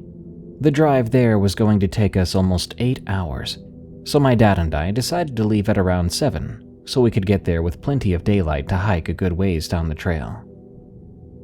For the record, when it comes to being somewhere on time, my dad is never the most reliable person. He's a great guy, but always has some kind of excuse for being super late, and he'll try to make you laugh it off, but gets defensive when you don't just laugh at his excuses for being late.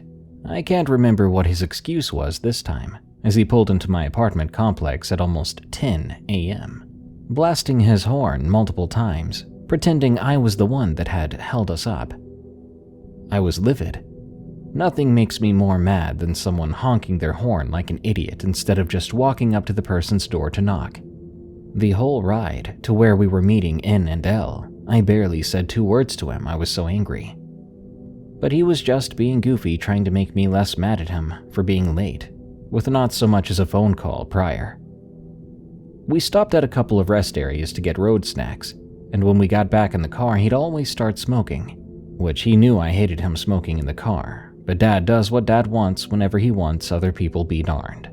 At about noon, when we were supposed to meet up with N and L, they began texting me. I told them Dad was super late picking me up, so we'd probably get there around 6. They were angry as well. The sky was starting to turn orange as we finally pulled into the parking lot, where we'd leave our cars. This particular part of the trail had an optional loop that we were going to take in order to get back to the cars after the trip was done. As soon as we stopped and got out of the car, it started to rain, a cold, kind of misty rain. Not particularly bad, but annoying since we should have already been to the part on the trail where we could be camping for the night. N and L were ripping on Dad so much that he took even longer getting his gear together.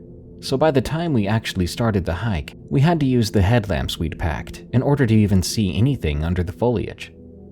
For those of you that don't know, flashlights and headlamps don't do much good in the total darkness of a forest.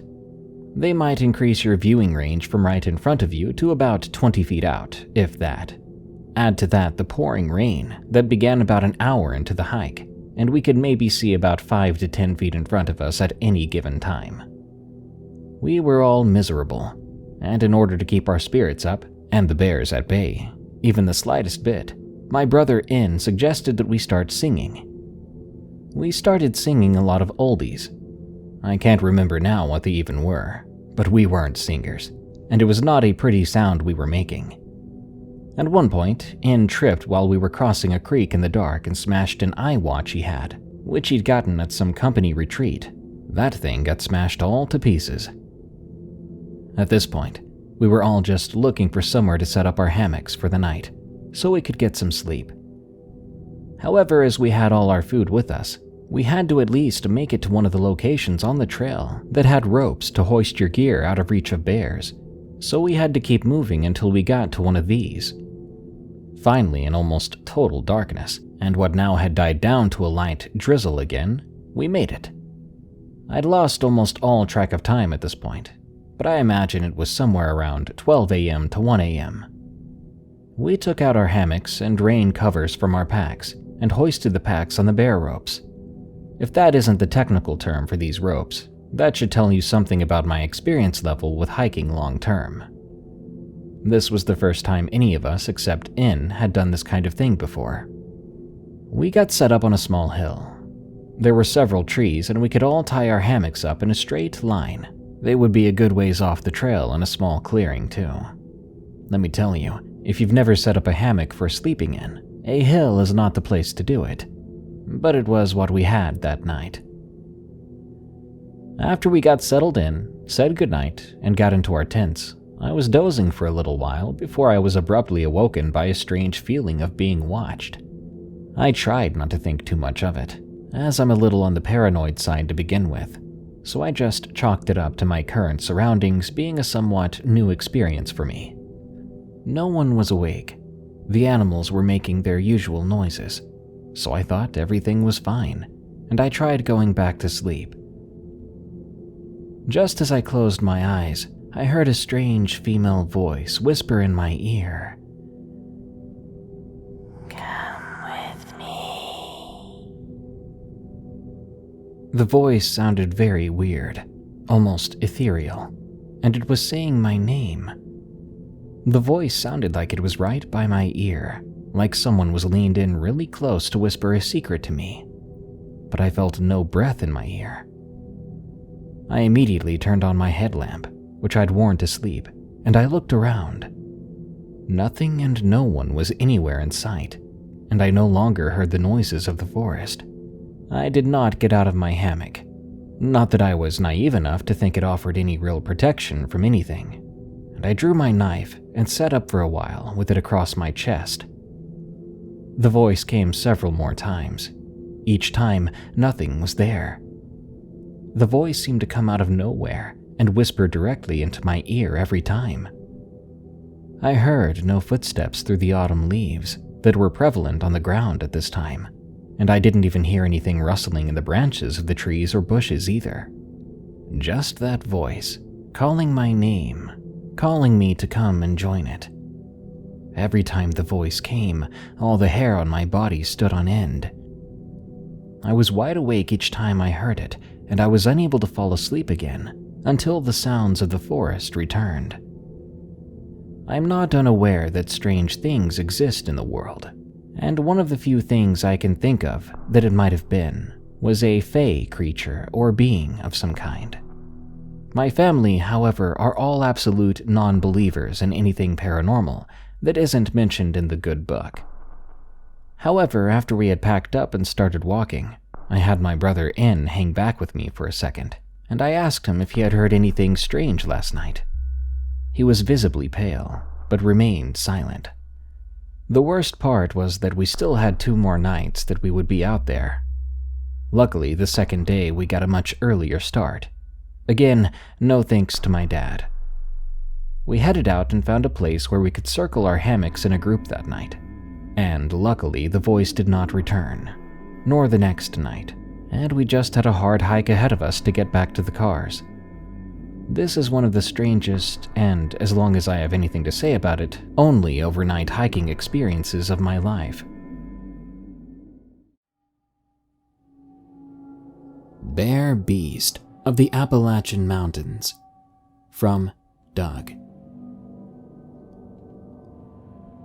This story takes place in southwest Pennsylvania, roughly 40 miles north of the West Virginia border. I'm an avid outdoorsman and love spending time in nature when I'm not working. But one recent, terrifying camping trip changed the way I look at the world we live in and what hides in the shadows. This happened in mid-April of 2020. I was out of work due to the Rona crisis going on, and decided it was a good time to go camping, since it was relatively nice out. So I phoned 2 good friends of mine to go camping on some state land in the Appalachian Mountains for a weekend. Let's call them Ron and Jake. So on that day, Ron, Jake, and I drove out to the most remote area we could find in those mountains. We parked my SUV, unloaded our tents and the other camping gear, then hiked a few miles deep into the uncharted Appalachian mountain wilderness. And if you're wondering, the 3 of us were carrying firearms for protection. Ron, being the biggest gun nut out of all 3 of us, had his Glock 10mm and DPMS AR-10 308 tactical rifle. Jake had a Colt 45 1911 handgun, and I had my Mossberg 590M 12-gauge. We soon found a small clearing in the dense forest, a perfect spot to set up camp. We soon noticed some large scratch marks on some trees about 7 feet off the ground. Of course, we didn't think too much of it. It was about an hour before dark, and we needed to set up some tents, gather firewood, get a fire going. After that, we sat around the campfire drinking a few beers, listening to music, and telling some old stories. By around 11 p.m., we decided to call it a night. When we finally turned off the music we had playing on the Bluetooth speaker, we realized the forest was completely silent. All 3 of us knew this was very odd, but again didn't think much of it. We just climbed into our tents and tried to get some sleep. I woke up sometime later to an overwhelming feeling of dread and that we needed to leave. The forest was still silent. But the silence was then broken by Jake screaming not far away, followed by the sound of gunshots and a very deep, loud, guttural roar. I burst out of my tent along with Ron, now completely sobered up. Our guns were drawn. The fire had died down quite a bit, but there was still enough to light up the campsite. Jake came sprinting back into the campsite with his Colt 45 drawn, completely pale white, looking absolutely terrified. He yelled at me and Ron to run, saying that it's coming for us. Ron and I were still trying to comprehend what was happening, but what I saw next will haunt me to the day I die. There, walking up to the edge of the campsite on all 4s, illuminated by the dwindling light of the campfire, was a giant hulking beast. It literally looked like a grizzly bear on steroids. Dark brown fur, extremely muscular body, glowing red eyes, and large curled horns on top of its head. The beast began to growl and bare its teeth at us. Then it stood up on its back legs, towering over us at about 8 or 9 feet tall. The intense standoff was then broken by rapid gunshots by Ron with his AR-10 308. Jake and I snapped out of our petrification and joined Ron in the fight with our guns. I don't know how many times all of us hit the beast, but it let out an agonizing pain-filled roar and dropped to its stomach. The beast wasn't dead. It was still alive, growling but momentarily halted. We had pummeled it enough to buy the 3 of us some time to sprint like heck out of there, going back in the direction we had arrived. After a few minutes of sprinting, We could hear, not far behind us, these huge crashing footsteps and thick branches breaking. How none of us tripped and fell while trying to navigate our way through the dark Appalachian mountain forest while running and being chased by some giant bear beast, I don't know. But it's an absolute miracle. Eventually, we made it back to my SUV, and thank God I had my keys in my pocket. All three of us, completely out of breath, scrambled inside as I started up the SUV, while the beast was right behind us. I threw it in drive and stepped on the gas pedal as we sped away. A few miles down the road, I had to slow down and puke out the window after running so much before. The car ride back home was completely silent. It wasn't until the next day all three of us spoke to each other about the terrifying event.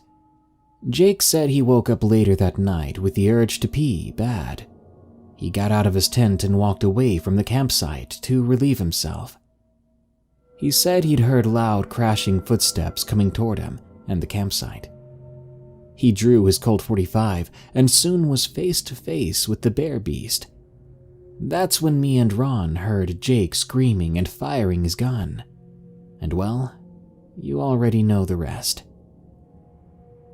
None of us went back to that spot to retrieve our belongings, but I'm sure what we had left behind was torn to shreds anyway by the beast we fought against.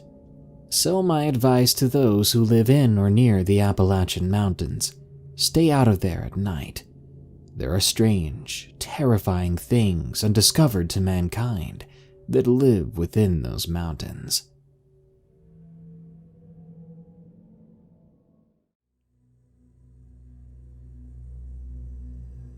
Appalachian Mountain Wendigo by Dark Stories Anonymous. It was an early Monday morning, cold and crisp. I had just begun to pack up for a week-long hunting trip. I had the tent and the bear traps packed into the back of the truck and tied down with a couple of bungee cords. I began the long drive at around 7 a.m. in order to get to our usual spot. My friend Clyde decided to tag along this time. It wasn't unusual for him to be interested in hunting, but this time he said something that I will always remember. "Can I go with you this time?" he said. "Be a shame if you went alone and never came back." He did sound confident in those words, but he was my best friend and I couldn't say no.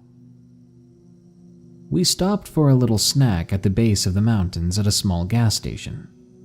There was an old man sitting outside in a rocking chair.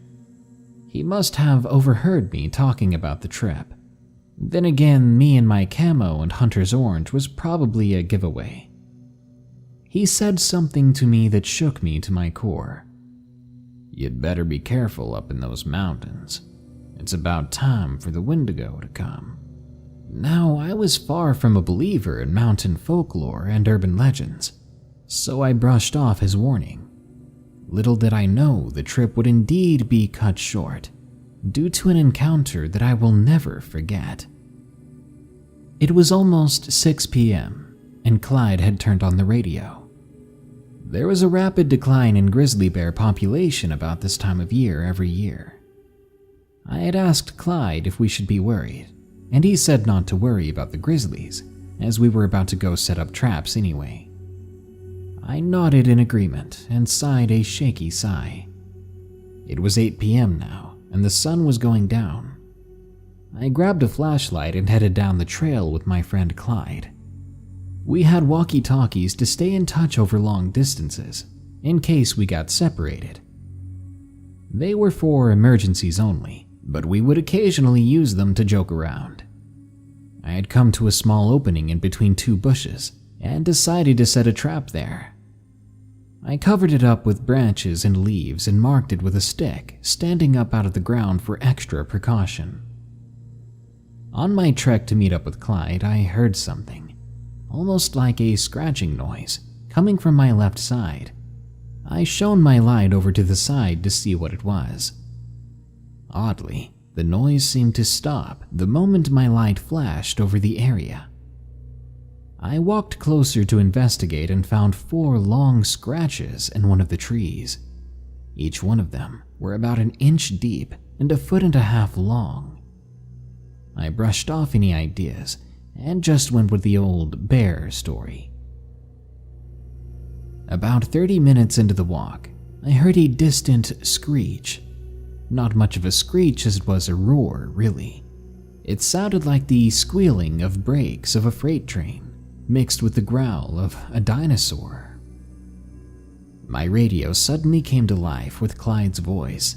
"Tell me you heard that." His voice sounded scared. I decided to tell him to meet me back at camp. Later that night, I told him that I was going to go check the traps as a routine hunter would do. It was about midnight now, and visibility was low due to the snowfall and darkness. I had come up to the trap that I had set earlier. Nothing seemed wrong, but the trap wasn't there. It was everywhere. It had been ripped in half. The bolts and springs were lying all over the place, and the leaves and branches were scattered about. To the right of the trap was a game trail, about 30 feet from the field. I had shown my light over there as I heard rustling leaves, and what I saw will forever give me nightmares. It was a tall, 8-foot humanoid creature with long claws the size of my forearm. Each breath it took was heard from my position, 30 feet away. It growled at me and slowly began to get down on all fours. Its limbs began to pop and crack into place as it leaned its body against a tree. It slowly made its way back into the brush line, leaving me alone and horrified, or so I thought I was alone. My light began to flicker, and as it did, the creature must have become agitated. It began to speed walk towards me, each stride covering 5 feet in length. Angry, it no longer wanted to leave. As it stretched out its arms towards me, the high-pitched screech I heard before I heard again, and the creature stopped, only 6 feet from me now. It opened its wide jaws. Then I heard Clyde's voice from about 40 feet behind me, calling my name. I had never felt so relieved in my life. His approaching flashlight beam had caused the creature to return to the woods with an evil-sounding hiss, etching itself into my mind forever. We ran back to camp, and I had tried to convince Clyde about how I saw the Wendigo, but all he did was laugh.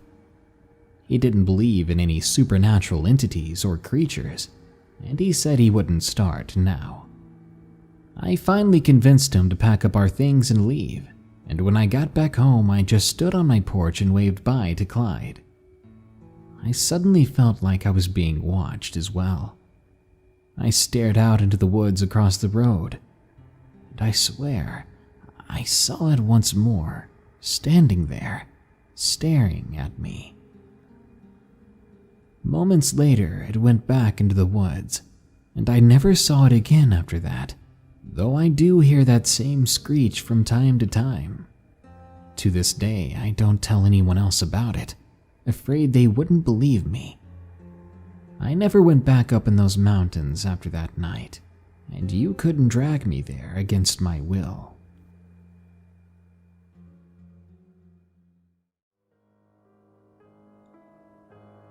Dogman Driven Off by Blackburn. This is a story told by my grandmother, one that my aunt later corroborated separately. Now, my grandparents' home is in the backwoods of Virginia, extremely thick forest all around, with hilly terrain in all directions. You have to get on a dirt path and follow it for about half a mile to get to a gravel-covered side road, and then follow that for about half an hour to reach a very small town just across the North Carolina border. If you go a short ways north, you'll find yourself at the Blue Ridge Mountains and Parkway that lead up into Appalachia proper. The forest is mostly low-lying shrubs up to around 4 feet high with pine and a lot of black oak trees making up the canopy. There is a very clear stream about 30 yards from the house. This, along with wild blackberries, tender leaf shrubs, and some apple trees, make it very lucrative for wildlife. The old house itself is a 2-story house built onto an incline of the hill that overlooks it. This story happened back in the 1970s. My aunt thinks it was around 1978, as she was just finishing up high school at the time. My father had graduated college and was going on to the Air Force, so he had already moved out. My grandfather, although he was old enough to retire, liked to remain busy, so he worked his old job as an electrician and power pole technician. He just now got into an advisory role because he was getting up there in years. He had just gotten the contract down in North Carolina, so he was away from the house for about a week and a half. This left only my 17-year-old aunt and my grandmother at the house. As I said, there was usually quite a bit of wildlife in the area. A typical morning for my grandmother was making breakfast, then sitting on her porch watching deer and rabbits eat at the shrubs. Sometimes she would also see or hear a bobcat, fox, or coyote. On one occasion, she even saw a mountain lion and her cubs walking past. One animal she was familiar with in this area was a very large black bear who was often recognized by folks around those parts because it had a white patch on its chest and a hole in his left ear. My grandmother nicknamed him Captain because he had a habit of sitting on his haunches and reaching up with his paws to pick apples, a motion that resembled, at least to my grandma, someone saluting. Captain was a very big black bear, but was not very aggressive unless people aggravated him. He seemed to have a silent agreement with my grandmother and grandfather that if they left him alone, he would leave them alone. He would just stroll by the house every now and then to have some blackberries on the bushes or apples that had fallen down from the tree, which meant he came by quite often, as he was getting too big and old to climb trees much, and the fruit trees around the house were low enough he could just reach up and pick the food. My grandfather guessed he was somewhere in the 500 to 600 pound range and roughly 6 feet tall, as at one point my grandfather measured some of the scratch marks he left on a tree. During the week, my grandmother noticed a fairly sharp decline in the animals coming and going. It was the latter part of summer and a wet season, so most of the plants were full bloom and the leaves were at their tenderest, yet she hadn't seen hide nor hair of any rabbits or deer coming to graze. It was entirely unlike them. A coyote that she had heard yapping every night for the past month just vanished, and a few neighbors, and by neighbors I mean people who lived within 5 miles, who stopped by, told her something had taken their dog and their chicken coop had been attacked. All the chickens were gone. They assumed the mountain lion that lurked about had done it, since it was the only other thing that could feasibly take down a large farm dog. They had seen Captain the day before, but he was sighted in a completely different area, gorging himself on fruits. They checked around but couldn't find anything. The following night, my aunt woke my grandmother up in the middle of the night, telling her that she had heard something banging against the outside of her wall.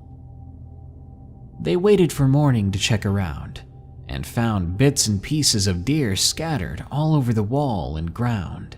There was a big red smear on the wall as well. Judging from the way the gravel was disturbed, the deer had been walking by the house when something ambushed it, and in the struggle, one or both of them smacked into the wall. My grandmother, having grown up in the woods, was familiar with predators and their methods. Mountain lions tend to jump on the back of their prey, raking their claws across the flanks to hold onto them as they bite.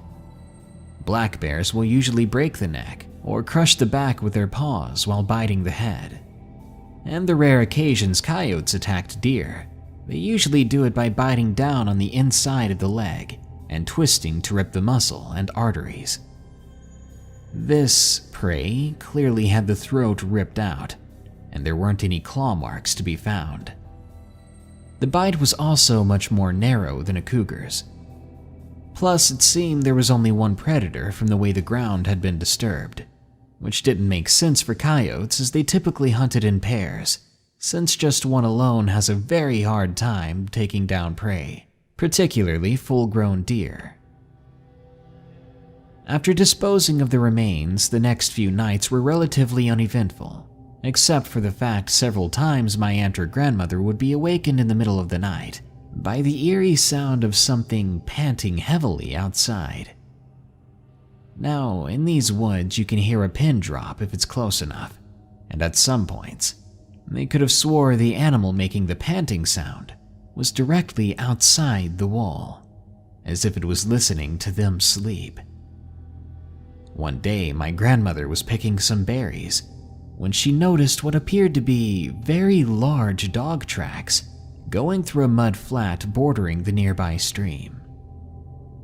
Thinking it may be the missing farm dog she was told about, who had just run away, she followed those tracks until she heard something loudly growling at her from across the stream.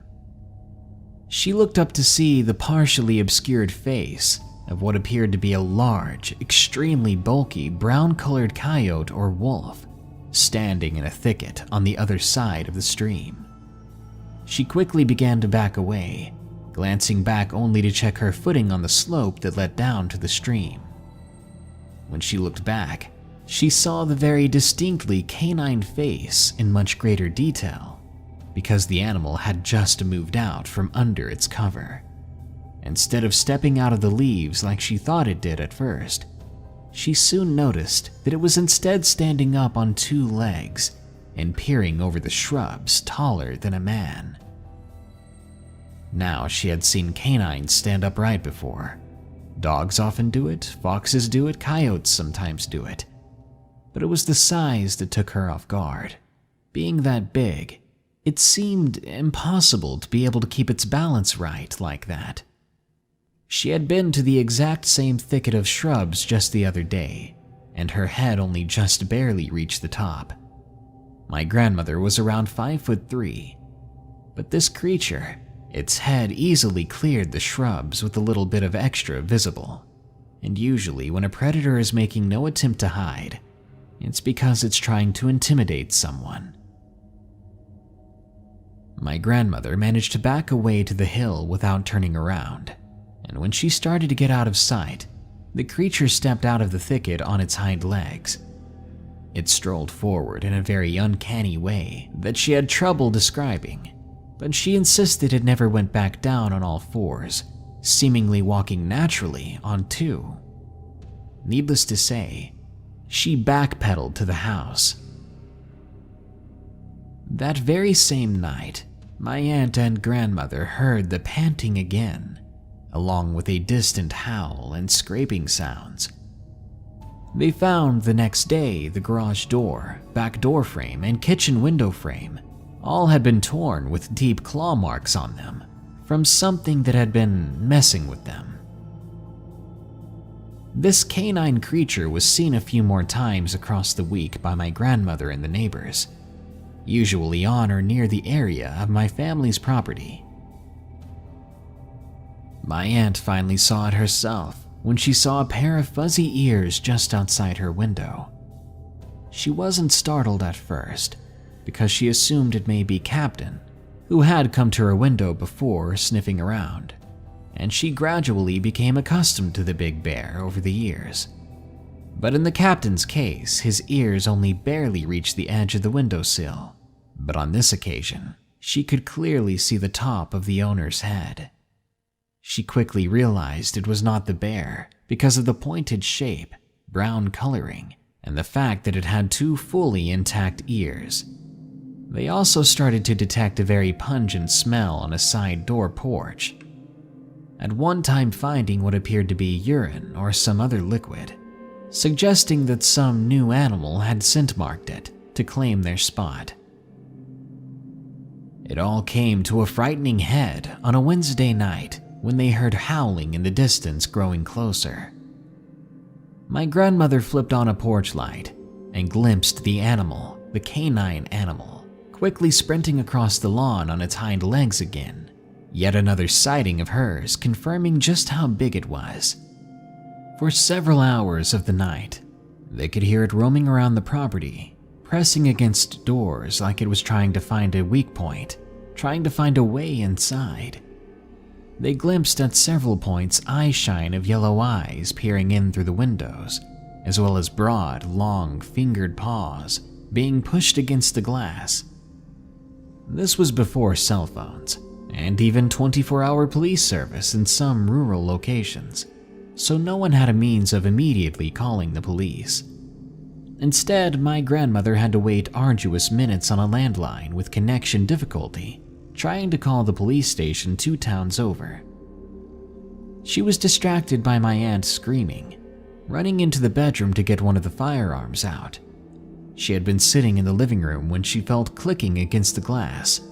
She turned and came face to face with what she called that wolf thing, pressing its face and baring its teeth against the surface with its claws fully outstretched.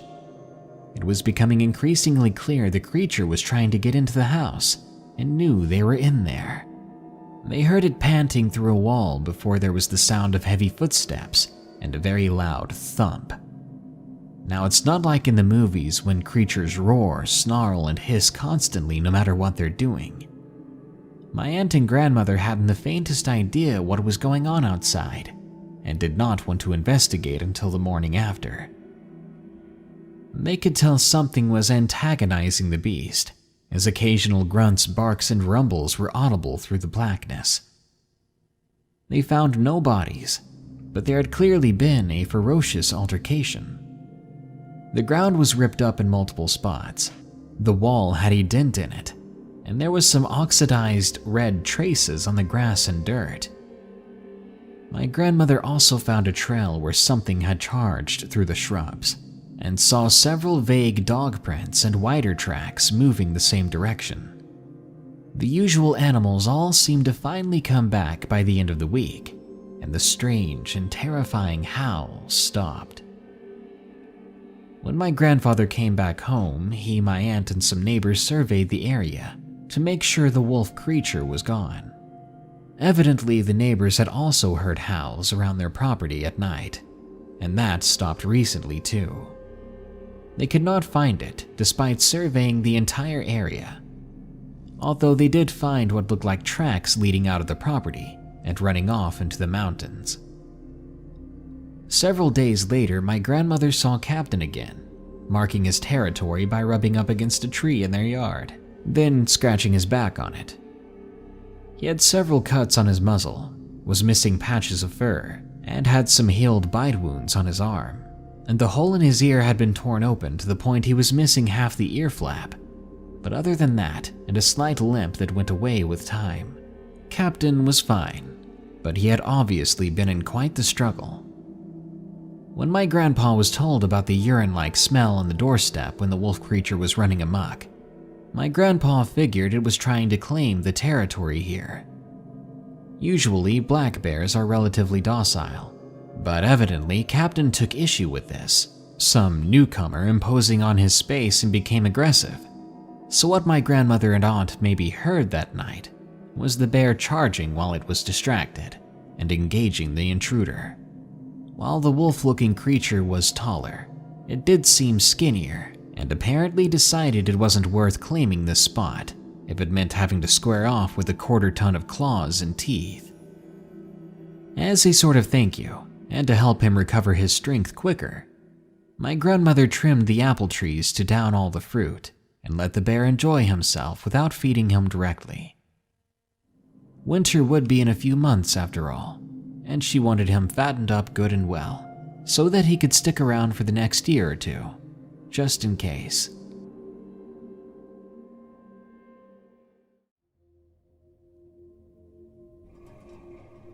Horrifying camping experience from Stromskirt. This happened to my cousins and I around a decade ago.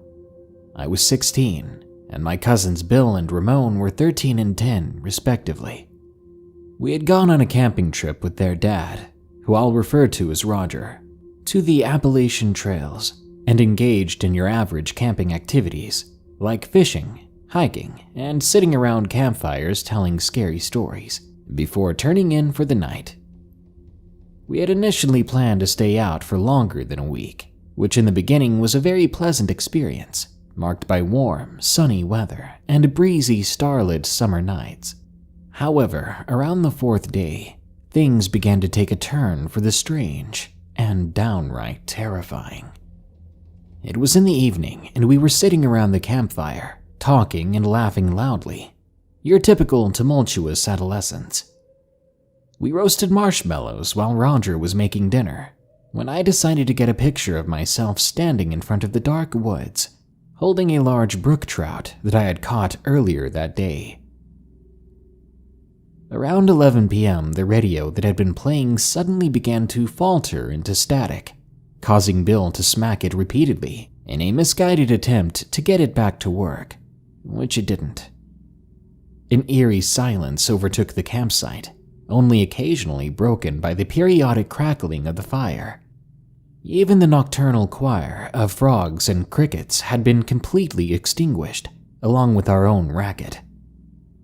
I remember the tense feeling of being watched, as shivers ran down my arms and spine. Ramon, being the youngest, held on to his father, who tried to break the unsettling silence with an inappropriately cheerful, "Let's eat." We turned in soon after eating, though it was distinctly hard to fall asleep with that deafening silence and the persistent feeling of being watched still hanging over me. The following day started off well enough. Birds were chirping, and the fresh morning breeze was gently swaying the leaves around us. We had some breakfast, then headed out for our planned hike. I was feeling much better than the night before, and had begun looking forward to our woodland adventure. It was late in the afternoon when we finally stopped to eat lunch in a clearing, surrounded by forest and its noises. As we ate, though, I felt goosebumps along my back and arms, just like the previous night. The feeling of being watched returned. From the looks of it, Roger and my cousins were also overcome with an uneasy feeling. As if synchronized with our discomfort, the birds also halted their singing as silence befell our hike. Tense and tired, we decided to make our way back. The entire time, the dreadful feeling of being observed only grew as we approached the lake. Making our way down the hiking path and reaching the bank of the lake, we stopped when we heard a rustling sound in the distance. Roger held his hand up as if to motion us to stop.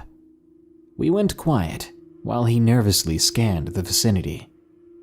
Again, we heard a rustle, only this time much more vigorous and seemingly closer, as if something were stalking us from within the tall grass nearby. Roger, who was holding a rifle, was on full alert, as he was expecting a black bear. I think all of us were. His stance and seriousness frightened me, as my cousins and I huddled together near Roger. We stood there for what seemed like an eternity, until finally, Roger decided the coast was clear. We spent yet another restless night, haunted by the strange silence. The following day, however, was the most fun I had the whole trip. In the morning, we had gone fishing out on the lake, and I caught another large fish. After that, we spent the day swimming until late in the afternoon. We arrived back at the campsite around dusk, as I specifically remember the dramatic hues of orange and yellow that painted the sky in resplendent watercolor. Crickets and frogs were resonating their characteristic serenades as we approached, coming back from a day of fishing and swimming. We were laughing, stumbling along as we carried our fishing gear down the trail. Roger led the way. Before we stepped into the campsite, Roger stopped dead in his tracks, causing me and my cousins to crash into him and each other. Though he, a gargantuan man, didn't even seem to flinch, we looked at each other, baffled, and then we peeked out from behind him to find something which caused my legs to tremble in fear. There, right in the very center of our campsite, erected over the ashes of our long extinguished campfire, was what I could only describe as a grotesque effigy, apparently made of thousands of small twigs that had been banded together to form a torso and 4 limbs. At the end of both arms, twisted branches had been contrived into hands, and perched atop the torso was a large deer skull, which was seemingly smeared or painted with strange crimson-colored symbols.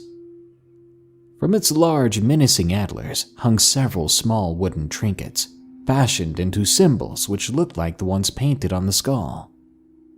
After taking in the disturbing situation, Roger snapped into action and gripped his rifle, which had been slung over his shoulder.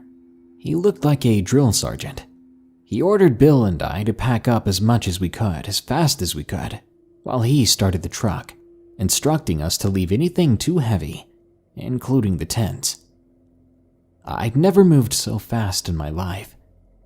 We left nearly everything non-essential as we haphazardly threw our belongings into the truck. Meanwhile, Roger was standing watch, gun ready, as Ramon was crying in the car. Shortly after, we sped away down the dirt path, surrounded by these soundless woods. A few days after this, long after we made it home, I had remembered about that photo I took with the brook I caught fishing. I wish I had never remembered about that photo. After downloading the pictures from my digital camera, I found the photo I was looking for. There I was, cheerfully holding my catch, illuminated by the warm light from the campfire. But something behind me had caught my eye, something I had missed while looking into the camera screen. Hidden in the gloom of the dark forest was a faint glimpse of a partially illuminated head. After increasing the brightness on the image, I almost fell backwards in pure terror. Right there, looking at me, was what appeared to be a menacing human-like face, with ghastly white skin, dark sunken eyes, a flared nose, and I swear I could see antlers above it. If the effigy at the camp was the second most horrifying thing I'd ever seen, this photo was the first.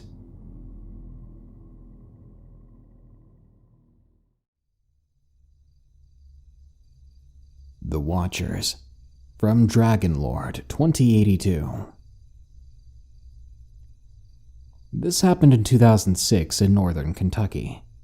We had been in our new house for roughly a year when I began noticing a dark figure watching our house from the trees. We had woods behind our house, and that's where I saw it. One day after coming home from work, I headed out to the backyard to work in the garden and to gather some fruits and vegetables to make dinner for the night. While out at the back part of the garden, I heard the crunching of leaves and sticks coming from the shallow woods. I didn't think much of it, as there was a heavily used game trail just inside the trees, so I figured it was some sort of animal.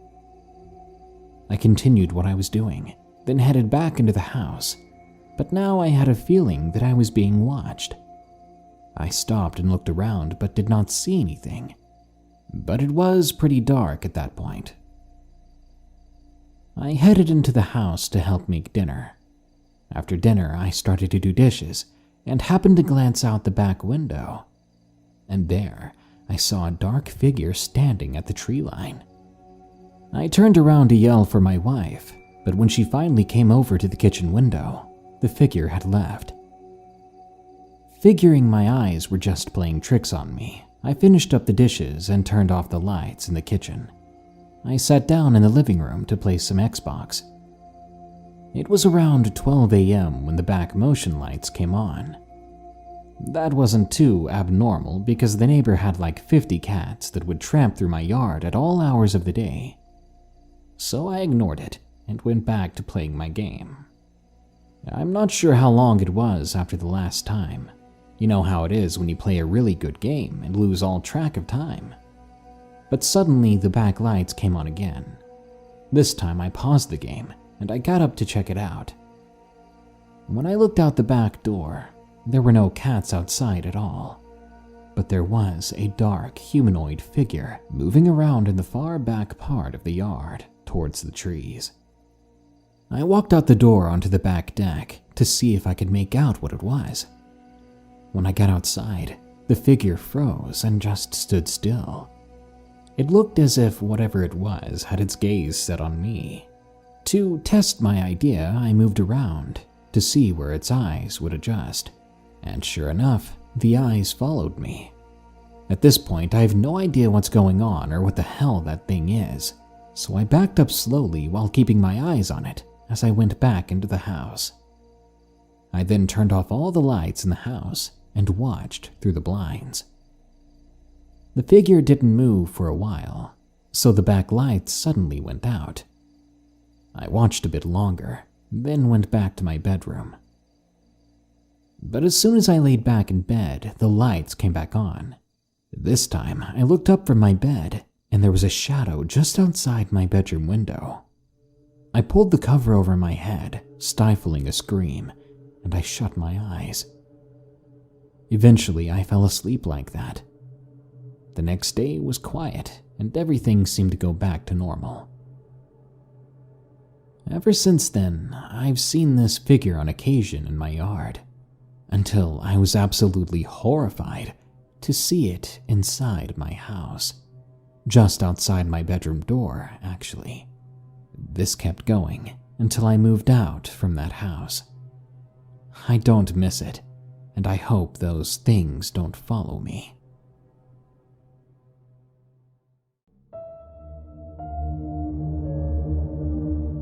Thank you for tuning in to Unexplained Encounters. If you're not already, follow and listen to Unexplained Encounters on Spotify, Apple Podcasts, or your favorite podcast app. Leave us a rating while you're at it. Get some cool creepy merch at eeriecast.store. Check out my other show where I narrate scary work stories. It's called Tales from the Break Room. For more terrifyingly entertaining shows from EerieCast, go to eeriecast.com. And if you want to listen to Unexplained Encounters and all the other EerieCast shows without pesky ads, sign up for EerieCast Plus at eeriecast.com/plus. You'll also get exclusive access to horror audiobooks only available to EerieCast Plus members, and you'll get 20% off our EerieCast.store merch through our members-only monthly discount code. Finally, if you have a scary story of the unexplained, send it to me at darkstories.org. I think that's about it. Thank you so much for joining us. Stay safe out there and stay creepy, because this world is a strange one.